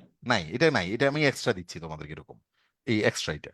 তো এদের অ্যাচিভ এ গোল, এটা এই জন্য আমি মুখস্থ করতে দিচ্ছি না, এমনি এমনি পড়বা একটু উপন্যাসের মতো করে, একটা কিউরিওসিটি একটা পেপার পড়ো না সেরকম, যেমন পাস এ টেস্ট, একটা টেস্ট পাস করা, পারফর্ম এ সং, একটা গান পারফর্ম করা, প্লেস এন অর্ডার, একটা অর্ডার দেয়া, মানে কোনো হোটেলে গিয়ে আমরা অর্ডার দেই না, সেটা প্লেস এন অর্ডার গেল। এটা ধরো ট্রানজিটিভ ভার্ব গুলো পরে কিভাবে এইসব ট্রানজিটিভ ভার্বের পরেই একটা নাউন ফরমেট চলে আসে, এরকম বাস্তব কিছু উদাহরণ দেয় আর কি। ধরো রিটার্ন এ বুক, একটা বুক রিটার্ন করি আমরা, রিটাইন এ ইনফরমেশন, একটা ইনফরমেশন ধরে রাখি না।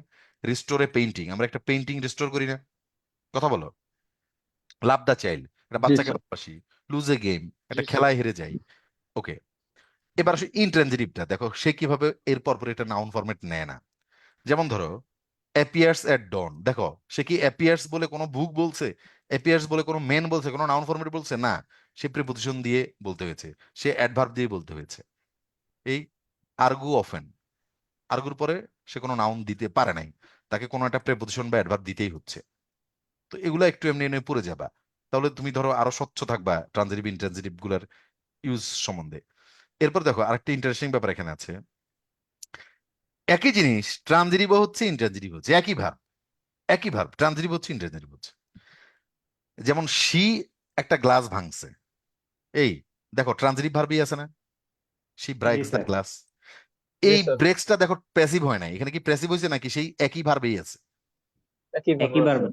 এখন গ্লাস সাবজেক্টে চলে আসছে, কিন্তু দেখো গ্লাস সাবজেক্টে গেলে প্যাসিভ হয়ে যাওয়ার কথা না, জি স্যার। কিন্তু না, প্যাসিভ না হয়ে সে সাবজেক্টই আছে, ওই ভার্বটা প্যাসিভ না হয় হয় নাই, কিন্তু হইছে ইন্ট্রানজিটিভ। যেমন ধরো শি ব্রেকস দ্য গ্লাস, আমি তোমাদেরকে একটা উদাহরণটা একেবারে ভিজুয়ালি দেখাই তোমাদেরকে, বিষয়টা অনেক ইন্টারেস্টিং এই বিষয়টা। শি ব্রেকস দ্য গ্লাস, ধরো আমি এই গ্লাসটা ভেঙে ফেলছি, শি ব্রেকস দ্য গ্লাস, গ্লাসটা ভেঙে ফেলছি। আচ্ছা, তো এখন গ্লাসটা ভেঙে ফেলার কারণে আমি তো ভাঙছি।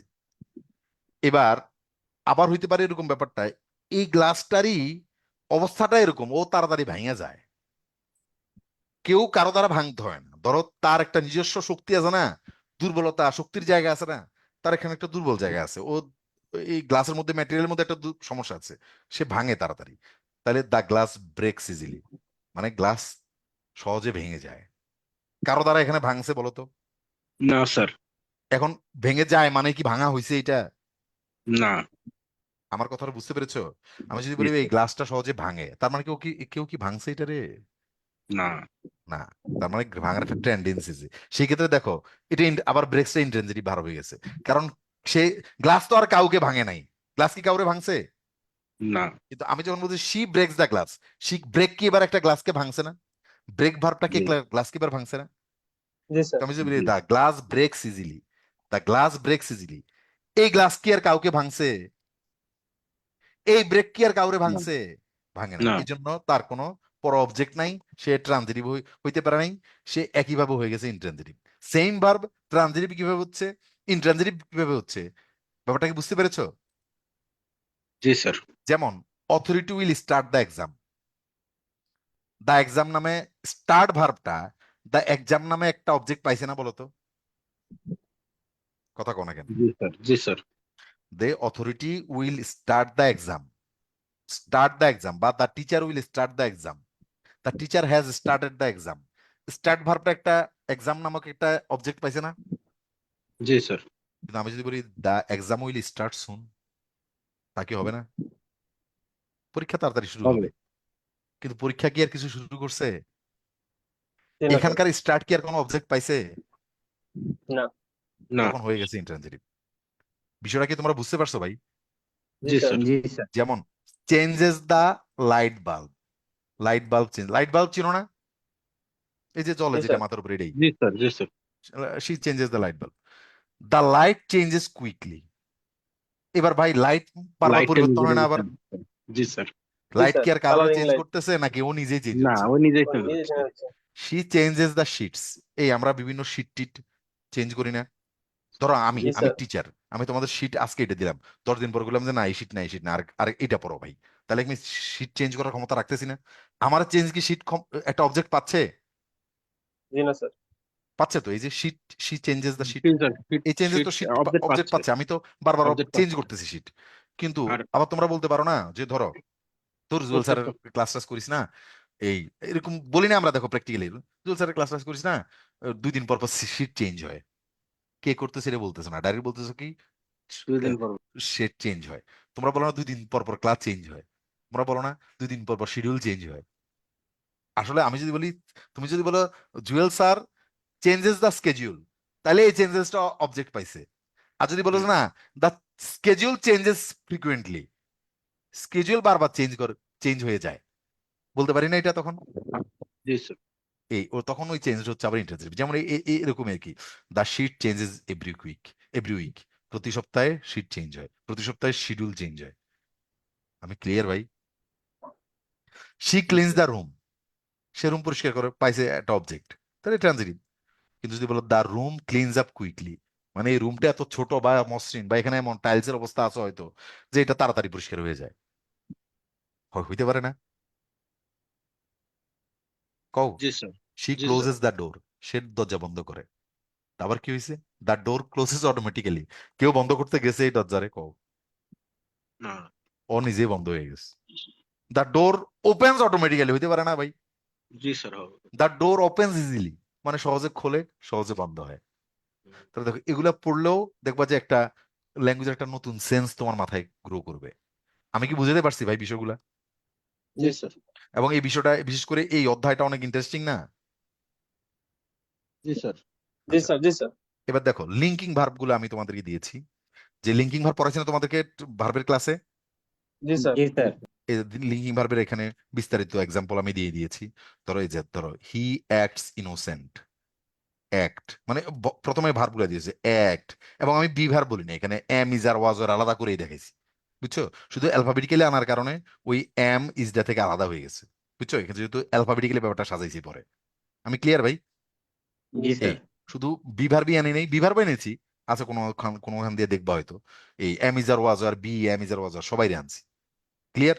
স্যার থেকে ওই যে শুরু করে, বলছিলেন স্যার যে বিকাম বসাইলে যদি অর্থপূর্ণ হয় তাহলে হ্যাঁ তো হ্যাঁ লিঙ্কিং অর্থপূর্ণ হয়। বিকাম নিজেও আছে এখানে, দেখো বিকামও থাকার কথা, অবশ্যই বিকাম আছে। ওই স্যার বিকাম আছে স্যার এই যে ওই আছে, যে লিঙ্কিং এই আছে, যে, জি হ্যাঁ স্যার পাইছি। আছে স্যার। সে বিকাম এ এই ডক্টর সবগুলার লিঙ্কিং এর উপরে কি আছে স্যার? সবগুলার become a জায়গায় doctor. তুমি বিকাম বসাতে পারবা। যেমন শি বিকেম কাম, হয় না? তাহলে এই একদম সরাসরি ভার্ব সহ এক্সাম্পল জি গুলা স্যার হ্যাঁ তোমাকে আর একটু ইজি ফিল করাবে। আমি ক্লিয়ার ভাই? জি স্যার এই, তাহলে এই একটা হ্যান্ড আউট তোমরা দেখলা, তারপরে আরো দুই একটা দেখাই তোমাদেরকে। আমি ওগুলো অনেক দিন ধরে পরিকল্পনা করে করে বানাইছি, বুঝছো? এই এরপরে আসো ধরো এই জেন্ডারেরটা এখনো ক্লিয়ার হয় নাই, তোমাদেরকে এমনি ওয়ার্ড ফাইলটা দেখাই এখনো, মানে হালকা পাতলা কাজ বাকি আছে।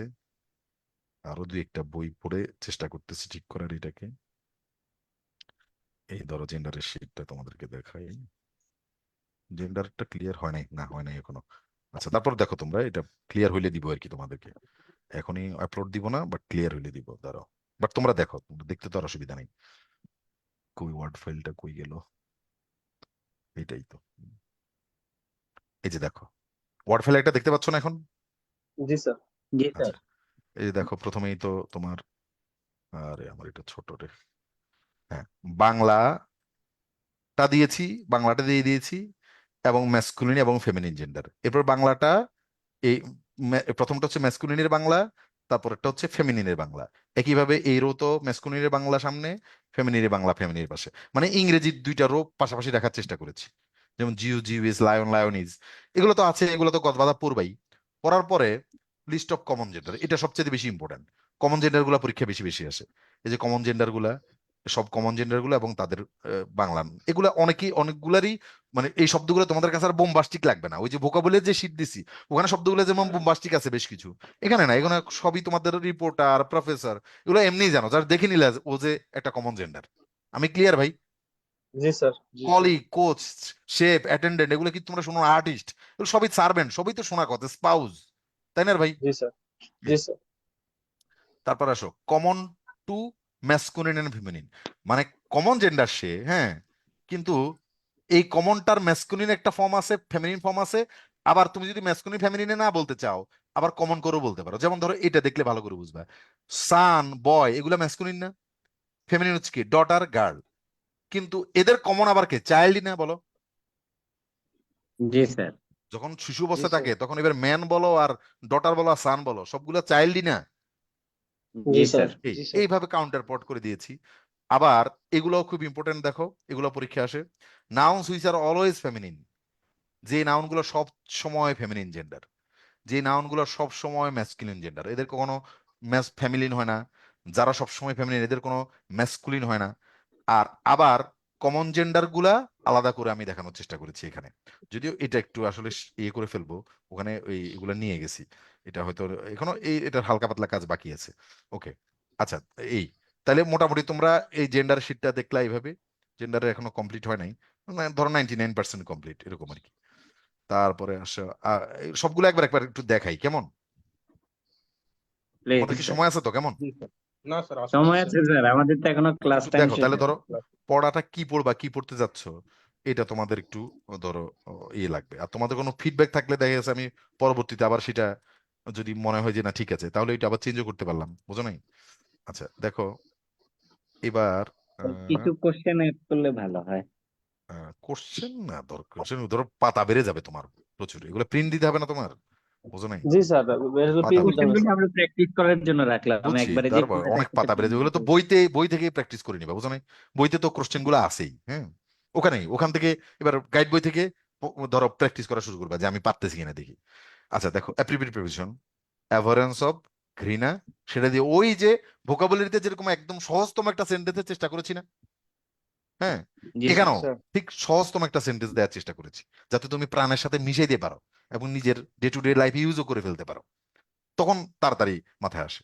আচ্ছা যাক, অ্যাপ্রোপ্রিয়েট প্রিপোজিশন এভাবেই গেল দেখলাম অ্যাপ্রোপ্রিয়েট প্রিপোজিশন, এটারও স্যার, হালকা। ক্লাস শেষ হওয়ার আগে স্যার মানে মানে অ্যাপ্রোপ্রিয়েট প্রিপোজিশন বা সবগুলো ওই শব্দার্থর মতো মুখস্থ করার মতো স্যার একটু মানে সাজেশন দিয়ে না না কিভাবে ওইটাই, পড়াবো। মানে সাজেশন আমার ওইটাই মানে প্রত্যেকটা স্টেক থেকে আমি বলি তোমাদেরকে একটু লিখে নিতে পারো। জি sir. Appropriate preposition, idiom, group verb আর সিনোনিম অ্যান্টোনিম, এই চারটা। Appropriate, group verb, synonym antonym, idiom. Appropriate, group verb, synonym antonym, idiom, এই চারটা। Appropriate, group verb, synonym antonym, idiom, জি স্যার। এই চারটা প্রতিদিনই মেনুতে রাখবা। এই চারটা প্রতিদিন মেনুতে রাখবা, বাকিগুলা প্রতিদিন মেনুতে রাখতে হয় না, বাকিগুলার ভলিউমটা ছোট, ইস্যুটা ছোট, মানে টপিকের মতো করে পড়বা বাকিগুলা। ধরো ম্যাথ যেরকম তুমি প্রতিদিন হয়তো পড়বা না, তোমার হয়তো ডেলি সায়েন্স যেমন প্রতিদিনের মতো করে পড়বা না, টপিকের মতো করে পড়বা, বাকিগুলা টপিকের মতো করে পড়ো। ওই আবার রিভিশনের সময় আসলে রিভিশন দিবা, কিন্তু এই চারটা তোমাকে প্রতিদিন মেনুতে রাখতে হবে। আমি ক্লিয়ার ভাই? জি স্যার। আচ্ছা এবার আসো নেক্সট গেলাম, এটা কি বের করছি, আচ্ছা গ্রুপ ভার্ব। দেখো এই যে গ্রুপ ভার্ব যেটা, এগুলো অ্যাপ্রোপ্রিয়েট প্রিপোজিশনই, কিন্তু ভার্ব গুলো আলাদা ভাবে কাজ করে। যেমন ধরো এই একই অ্যাক্ট চারটা অর্থ নিয়েছে চারটা প্রিপোজিশনের কারণে, কথা বুঝতে পেরেছো? বাংলা জি মিনিংটার স্যার। সাথে দিয়েছি, সাথে একদম সহজতম একটা ইংরেজি সেন্টেন্স দেওয়ার চেষ্টা করেছি। আচ্ছা এটাও একবার দেখলেই বুঝে ফেললাম। নেক্সট, তারপরে আসো ইডিয়মস। তোমাদেরকে টোটাল 10টা না কয়টা হ্যান্ড আউট দিব বলছি না? 12টা হবে স্যার। 12টা, 12টা বা এর বেশিও হবে, একটা দুইটা হয়তো, 12টা তো হবেই, এর দুই একটা বেশি হইতে পারে হয়তো। আচ্ছা দাঁড়াও, তারপরে 12টাই হবে মনে হয়, নাকি বেশি না হলে অন্তত যতটা বলছি ততটা হবেই শিওর। আচ্ছা ইডিয়মস দেখো, ইডিয়মস, আচ্ছা দেখো এই ইডিয়মের ব্যাপারটা একটু আবার একটু ভিন্ন করার চেষ্টা করেছি হালকা, এখানে একটু ইডিয়মটা তো ভাবছিলাম যে কমপ্লিট, কিন্তু হালকা একটু টিউনিং এর ব্যাপার আছে। ওকে আসো, মানে সাজানোর ব্যাপার আছে, এই কাজ কমপ্লিট, জাস্ট ওই অ্যালাইনমেন্ট গুলা দেখছি যে একটু এলোমেলো হয়ে গেছে আবার। ওকে দেখো এই বিয়ার মার্কেট, বাজারে নিম্নগতি, আবার এটা একটা সিনোনিম দেওয়ার চেষ্টা করেছি শব্দে, কারণ এগুলো দেখি যে ইংরেজিতেও প্রায় মিনিংটা আসে, বাংলায় জি যেমন স্যার। আসে ইংরেজিতেও মিনিংটা আসার চেষ্টা করে এই ইডিয়ম গুলোর ক্ষেত্রে, সেই কারণে আমি ইংরেজিটাও রেখেছি। এবং অ্যাজ ইউজুয়াল একটা সেন্টেন্স রেখেছি যেটা খুব সহজ শব্দে রাখার চেষ্টা করেছি, সহজ সেন্টেন্স রাখার চেষ্টা করেছি। শুধু এই সেন্টেন্স গুলোতে আমার সবগুলো এক্সাম্পলে তোমরা একটা জিনিস কমন পাবা, যত শীটে যত এক্সাম্পল আছে সেন্টেন্সে, যে ওই যেমন ক্যাসল ইন দ্য এয়ার, এই ইডিয়মটাই যদি তোমার কাছে কঠিন লাগে, সেই কঠিন জিনিসটা শুধু এখানেই পাবা, আর অন্য কোনো শব্দ কঠিন পাবা না, শুধু যা গিভেন ওয়ার্ডটাই ওখানে কঠিন হিসেবে হয়তো থাকবে, বাট অন্য কোনো শব্দকে তুমি কঠিন হিসেবে পাবা না। এমন ভাবেই চেষ্টা করেছি যাতে তোমাদের পরিচিত শব্দগুলাই যেন থাকে। আমি ক্লিয়ার ভাই? জি স্যার। ওকে তাহলে তুমি একদম প্রাণের সাথে মিশে দিতে পারবা বিষয়টা। গেল এটা। নাম্বার দেখো,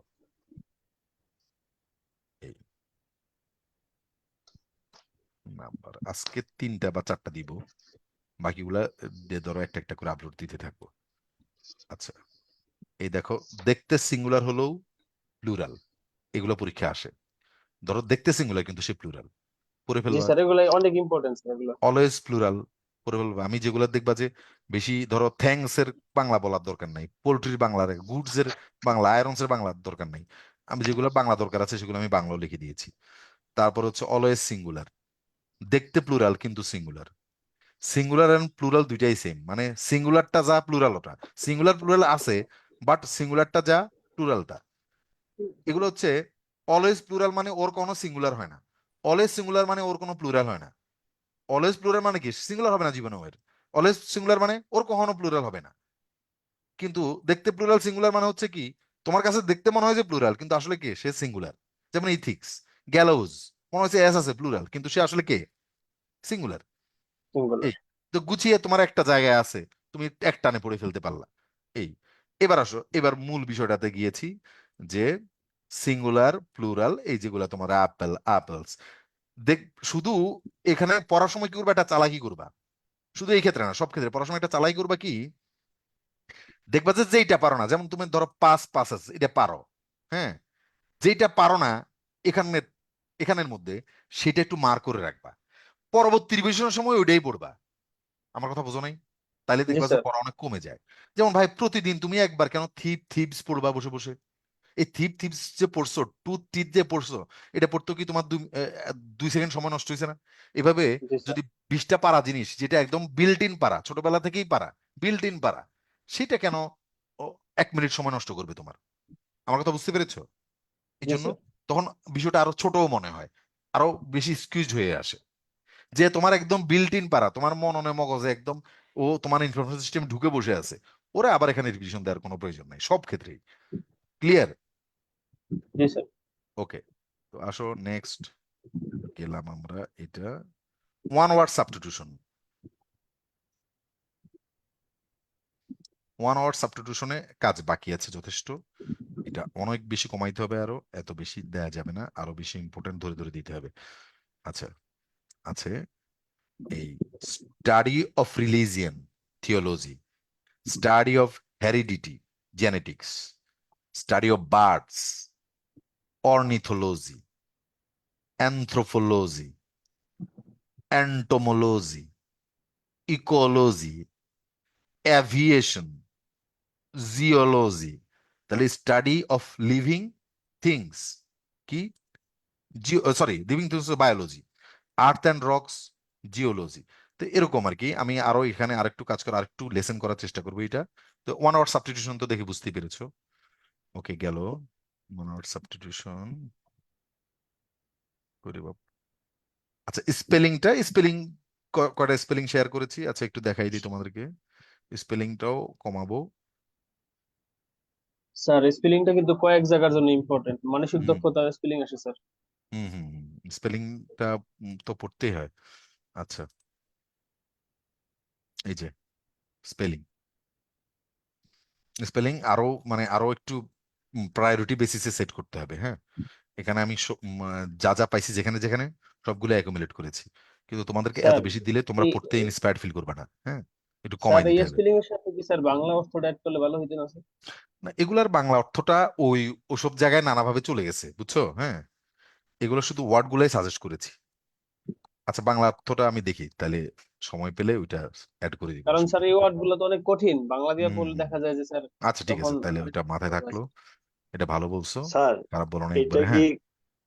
মানে শুদ্ধ এবং অশুদ্ধ দুটাই তো করা আছে না, শুধু না না, স্পেলিংটা দেওয়া আছে শুদ্ধটা যেটা শুদ্ধটা, সঠিক? অশুদ্ধ, অশুদ্ধ তো আর শেষ নাই, বুঝো নাই? জি স্যার। অশুদ্ধের পারমুটেশন কম্বিনেশন তো আর তুমি শেষ করতে পারবা না, হ্যাঁ, এটা শেষ এটা তো নাই। স্যার এক্সামিনারের উপরে, সে যেভাবে হ্যাঁ দিতে চায়। হ্যাঁ, তুমি শুদ্ধটাই মাথায় রাখবা।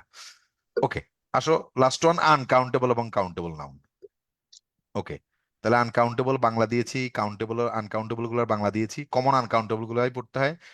আর আনকাউন্টেবলের এখানে কিন্তু প্রথম স্লাইডে শুধু আনকাউন্টেবলই, কোনো কাউন্টেবল নাই। কাউন্টেবলের তো আর শেষ নাই, আনকাউন্টেবল গুলাই পরীক্ষা আসে। আনকাউন্টেবলের আবার কাউন্টার পার্ট কাউন্টেবল যা আছে, যেমন অ্যাকোমোডেশনের হাউস, অ্যাডভাইসের টিপ বা সাজেশন, ব্যাগেজের ব্যাগ, কর্নের ক্রপস, তারপরে সিনারির ভিউ, এরকম আবার বাংলাটাও দিয়ে দিয়েছি। আচ্ছা এবার আসো, পিস দিয়ে যে আনকাউন্টেবল গুলো করা যায়, advice a piece of advice, শুধু পিস না, যেমন ধরো heat, a wave of heat, wine, a bottle of wine, oxygen, a molecule of oxygen, তারপর air, a breath of air, sand, a handful of sand, মানে এক মুঠো বালি, কেমন? আচ্ছা ওকে। তারপরে আনকাউন্টেবল এবং কাউন্টেবল উইথ ইনক্লুডেড হলে যে অর্থের পরিবর্তন হয়, যেমন ধরো ফুড, খাবার, কিন্তু হইলে কি, ফুড হইলে খাদ্যদ্রব্য, নানা ধরনের খাদ্যদ্রব্য হয়। টাইম, সময়, কিন্তু যখন টাইমস হয় তখন কয়েক গুণ, গুণ হয়। যেমন 3 times বেটার দেন আই, এরকম আর কি। স্যান্ড, বালি, কিন্তু স্যান্ডস যদি হয় তাহলে সৈকত। স্যান্ড হচ্ছে বালি, কিন্তু যদি স্যান্ডস বলো তাহলে কি বলতো, সৈকত, সমুদ্র মানে সৈকত। বালুকা বেলা। আমি ক্লিয়ার ভাই? জি এই স্যার। জি স্যার। যেমন ওয়ার্ক কাজ, কিন্তু ওয়ার্ক যদি হয় সেটা সাহিত্যকর্ম, যেমন দা ওয়ার্কস অফ শেক্সপিয়ার, মানে শেক্সপিয়ারের কাজ না, শেক্সপিয়ারের বইগুলা। জি ক্লিয়ার? স্যার। এই জি স্যার। জি স্যার। আবার কোনোটা যদি তোমার কোনো ইন্টারপ্রিটেশনের দরকার হয়, আমি তো আছি, আমাকে দেখাবে যে স্যার এটা আসলে এখানে কি অর্থে ব্যবহার হয়েছে একটু বুঝতেছি না, তা তো আমি তো অ্যাভেলেবেলই। ওকে, তো দিজ আর দ্য থিংস। আমি আজকে রাতে এখনই ক্লাস শেষে তোমাদের জন্য 3-4টা আমি উঠাবো, মানে এই যেগুলো রেডি একদম পিডিএফ বানাই ফেলছি এগুলো দিয়ে দিব। আর বাকিগুলো প্রতিদিন একটা দুইটা, বা 2 দিন পর একটা দুইটা দিয়ে আগামী 8-10 দিনের মধ্যে মোটামুটি সব আপলোড করে দিব। কথা বুঝতে পেরেছো ভাই? জি স্যার। জি স্যার। জি স্যার। ওকে, জি স্যার। তো ভাইয়েরা স্যার বোনেরা আরেকটা বিষয় ছিল স্যার, বলো, আরেকটা বিষয় ছিল কোনো স্যার। প্রশ্ন থাকলে বলো। এটা হ্যাঁ, হচ্ছে স্যার, হচ্ছে ওই যে মানে ওই ইংলিশ পড়ার কথা বলছিলেন স্যার, যে বইয়ের মাধ্যমে ক্লাস 3-4, স্যার হুম হুম এভাবে হুম তো হুম হুম পড়লে হুম। স্যার অনেক টাইম লাগবে স্যার, মানে এটা মানে না মোটিভেটেড না, থাকবে কোনো কিনা? বোঝো নাই তুমি। 3-4 যখন পড়বা না, হ্যাঁ, যার থ্রি হুম। ফোর এর লেভেলে আসো মনে করতেছো, হ্যাঁ, সে যদি দেখো যে 2 দিন পরে তোমার আর কোনো প্রবলেম হচ্ছে না, তুমি আর ওখানে থাকবা না হুম। তো। তোমাকে কি 3-4 বই পুরাটা শেষ করতে বলছি আমি? না না না ভাই, আমি বলছি যে দুই দিন মিসআন্ডারস্ট্যান্ড। 2-3 দিন পড়ে যদি তোমার কাছে মনে হুম। হয়েছে না এগুলো পড়তে তোমার কোনো ব্যাপারই মনে হয় না, দূর, বাদ এটা, এরপরে পরের স্টেজে চলে যাবে। সেই স্টেজে গিয়ে দূর, এটাও তো কোনো প্রবলেম হচ্ছে না, ওই কোনো আমি স্ট্রাগল ফিলই করতেছি না। দেখার সাথে সাথে বুঝে ফেলতেছি কোনটা নাউন, কোনটা না সিম্পল ক্লজ, সিম্পল সেন্টেন্স নাকি কম্পাউন্ড সেন্টেন্স, এমনি বোঝা যায়। জি ওকে, স্যার, লেভেল পরের অনুসারে স্টেজে এটা লেভেল অনুসারে দেখা যাচ্ছে একদিনে এক বসাতে তুমি 4-5 লেভেল খতম করে ফেলতে পারলা, তাও হইতে পারে। ও স্যার, আমি অন্যভাবে ভাবছিলাম স্যার, না যে না না, প্রতিটা সেন্টেন্স দেখতে হবে। বসে বসে তুমি একটা এই, দরকার নেই অপ্রয়োজনীয় জিনিস। আজকেও তোমাদেরকে বললাম না যে যেই স্যার শব্দটা অনেক পারো, সময় আছে তুমি নাই। হ্যাঁ হ্যাঁ, আমি আজকে বললাম না তোমাদেরকে যেই শব্দটা পারো একদম বিল্ট ইন তোমার মধ্যে, ওইটা তুমি জি স্যার। রিভিশন স্টেকে রাখার দরকার নেই সময় নষ্ট করে। কাব্য জি বলো। স্যার। জি স্যার। হুম, কাব্য বলো। নেটওয়ার্ক সমস্যা মনে হয় স্যার। কথা স্যার না বললে নমস্কার। বন্ধু হাত তুইলো না, স্যার হ্যাঁ। স্যার শুনতে পাচ্ছেন? স্যার হ্যাঁ নমস্কার। শুনতে পাচ্ছি ভাই, শুনতে পাচ্ছি, বলো। স্যার আমি একটা ওয়ার্ড বলেছিলাম আর কি, ওই যে অ্যান্টের বিষয়ে যে সামনে ওয়ার্ড আসলো এবং আপনি আমাকে নিষেধ করেছিলেন ইনবক্স চেক কবিতার করবো তাইলে? line। আচ্ছা আমি বলি স্যার ওয়ার্ডটা। হ্যাঁ বলো বলো বলো বলো, বলতে বলো, বলো। আচ্ছা আমি বলছি, bird Solomon talk hmm, to a butterfly. হ্যাঁ হ্যাঁ স্যার বার্ডটা যে এখানে আসলো, হ্যাঁ, কনজাংশন তো বাট, হ্যাঁ। বার্ডটা কনজাক্ট, কিন্তু এটা এখানে সামনে যে আসলো এখানে তো কোনো ওয়ার্ড কিন্তু যুক্ত না, করলো না। ওই কবিতার পড়তেছো তুমি, কবিতা তো ট্রু রয়্যালিটি, হ্যাঁ হ্যাঁ রুদার্ট কিপলিং, হ্যাঁ, হ্যাঁ কবিতা হ্যাঁ, তো। জি স্যার জি স্যার। তোমার কবিতার হ্যাঁ ধরো সে কি করে, এক লাইনে কবিতা তো আর এক লাইনে শেষ করে না, ও লাইনের মাঝখানে ইন্টারসেক্ট করে দেখছে পরের সেন্টেন্সে ফালাই দেয়, এই জন্য তোমার কাছে মনে হয়েছে যে কি, যে এটা আরেকটা লাইন, কিন্তু ও তো মূলত একটা বৃহত্তর লাইনের অংশ, বৃহত্তর সেন্টেন্সের অংশ, বুঝো নাই? তো ওটা তুমি, আর একটা লাইন স্যার। হ্যাঁ আচ্ছা আর একটা লাইন, বলো। বার্ড দে বোথ অফ ইম টক টু বাটারফ্লাই। বার্ড দে, যে আবার বলো বার্ড তো দে, বুঝতেছি না। হ্যাঁ, bird they. Both of them, এই বোথ অফ এম মানে হচ্ছে বোথ অফ দ্যাম। হ্যাঁ হ্যাঁ হ্যাঁ, হুম হুম both of M talk to butterfly. Hmm hmm. Sir এইখানে বোথ অফ এম এটা কি স্যার আমার অ্যাডভার্ব না, অ্যাপোজিটিভ স্যার? অ্যাপোজিটিভ, এই যে বুঝে ফেলছে, গুড। এই যে দে যে বোথ অফ দ্যাম, সে কথা বোঝো নাই? হ্যাঁ এই যে স্যার, ভালো এখানে লাগছে তুমি যে বার্ডটা তাহলে এটাও কি স্যার এখানে আমার মানে কনজাংশন হিসেবে গণ্য কনজাংশন হলো? Conjunction conjunction. মানে কবিতার লাইনে স্যার এগুলো থাকলে কি আমি বুঝবো কবিতা তো এগুলো মানে? দেখবাই যে ধরো, কবিতার বিষয়টা তো এরকম যে সে কি করে ইন্টারসেক্ট করে ফেলে আর কি, একটা সেন্টেন্স কি পুরা লাইন এই অন্যরাও শোনো, একটা কবিতায় কি পুরা সেন্টেন্সটা কি লেখা সম্ভব হয়? সে ওই সেন্টেন্স গুলো ভাগ করে ভাগ করে, মানে ইয়ে এটারে স্টেক করে করে ফালাই দেয়, তো তখন তোমার মনে হয় যে ওই বারটা তো সেন্টেন্সের শুরুতে, না না, ওইটা আসলে ওই সেন্টেন্সটারই অংশ। কথা বুঝতে পেরেছো? আগের পূর্ববর্তী সেন্টেন্সেরই সেন্টেন্সের অংশ। সিকুয়েল। আর একটা জিনিস এখানে কবিতার হুম। Not since the world began, কিন্তু নট সিন্স, তাহলে এখানে এটা কি হিসেবে ব্যবহৃত হলো? দা ওয়ার্ল্ড বিগান, এটা তো নাউন ফরমেট, মানে দা হুম ওয়ার্ল্ড, হুম কিন্তু হুম। দা নট সিন্স, তাহলে এখানে নট এর সিন্স, তাহলে এটা কি হিসেবে ব্যবহৃত হলো এখানে? ওইটা হইছে, দেখাও, there was never a king like Solomon not since the world began. আচ্ছা, তাহলে সিন্স দ্য ওয়ার্ল্ড বিগান, বিষয়টা কি নট বাদ দাও না, কি সিন্স দ্য ওয়ার্ল্ড বিগান মানে পৃথিবীর শুরু থেকে সলোমনের মতো এরকম একজন রাজা ছিল না। তাহলে since the world began, since হচ্ছে প্রেপোজিশন, আর দ্য ওয়ার্ল্ড হচ্ছে কি বলো, নাউন ফরমেট। ও, তাহলে তো নাউন নাউন ফর্ম। ফরমেট। আচ্ছা, না না সরি, ভুলিছি সরি। না না স্যার, বিজ্ঞান তো আমি সিন্সটা স্যার দাঁড়াও, আবার কি আমাকে বলবো বলতে স্যার, দাও না, মানে নটটা কি স্যার? আর আমাকে বলতে দাও বাবা।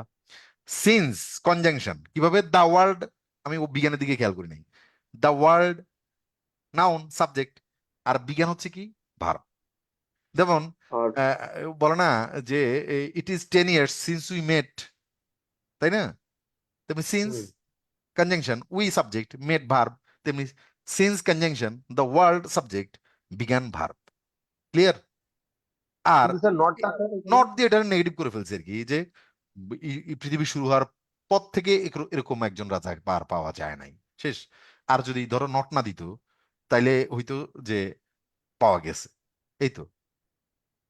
নট দিয়ে ব্যাপারটা ও, নেগেটিভ করেছে, এই অ্যাডভার্ব নট, ওই ভার্বটাকে নেগেটিভ মানে করেছে। আমাদের তো স্যার কনজাংশনে দুইটা ক্লজ কে যুক্ত করবে, দুইটা ফ্রেজ ওয়ার্ড কে যুক্ত শুধু করবে। এখানে সিন্সটা, নট না তো, নট আরেক জিনিস, শুধু সিন্সটা conjunction.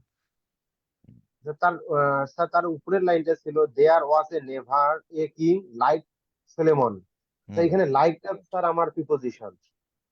Like Solomon like preposition, হ্যাঁ। হুম। আচ্ছা, বুঝতে পারছি স্যার, বুঝতে আচ্ছা, পারছি। স্যার ওকে, আমার শোনো, আরেকটা আরেকটা বিষয় হচ্ছে, আমি বলি একটু শোনো না, যে যারা একেবারে উইক ফিল করতেছো না, দেখো আমি কবিতা দিয়েছি তোমাদেরকে একদম লাস্টে, কিন্তু কবিতা দিয়ে শুরু করছো তুমি, এটা ঠিক হয় নাই। কথা বুঝতে পেরেছো? কবিতা দিয়েছি না একদম লাস্টে, বলো তো ভাই। জি জি স্যার। স্যার। জি স্যার, কবিতা লাস্টে তো, নভেল, জি স্যার। কবিতা। কবিতা দিয়ে শুরু করলে তো তখন তুমি পাগল হয়ে যাবা, বুঝো নাই? কবিতা লাস্টে পড়বা, সেইটা ছড়া কবিতা হোক আর যা ইচ্ছা তা হোক, কবিতা পড়বা লাস্টে সবসময়, একদম সব শেষ হয়ে গেলে, একদম পাকা হয়ে গেলে, তখন কবিতা পড়ে বসে বসে, বুঝছো? হুম, আচ্ছা, বলো। ঠিক আছে, বুঝতে পারছি। আচ্ছা, ওকে ভাইরা বোনেরা, তো আজকের মতো থাকুক, আরো তো আছেই, আরো প্রশ্ন থাকলে পরে আবার করতে পারবা, অসুবিধা নেই। ভালো থাকবা, সুন্দর জি স্যার। থাকবা, থ্যাংক ইউ ভেরি মাচ। ওকে, আসসালামু আসসালামু আলাইকুম। আলাইকুম স্যার। ওয়ালাইকুম আসসালাম। আসসালামু আলাইকুম স্যার। ওয়ালাইকুম আসসালাম।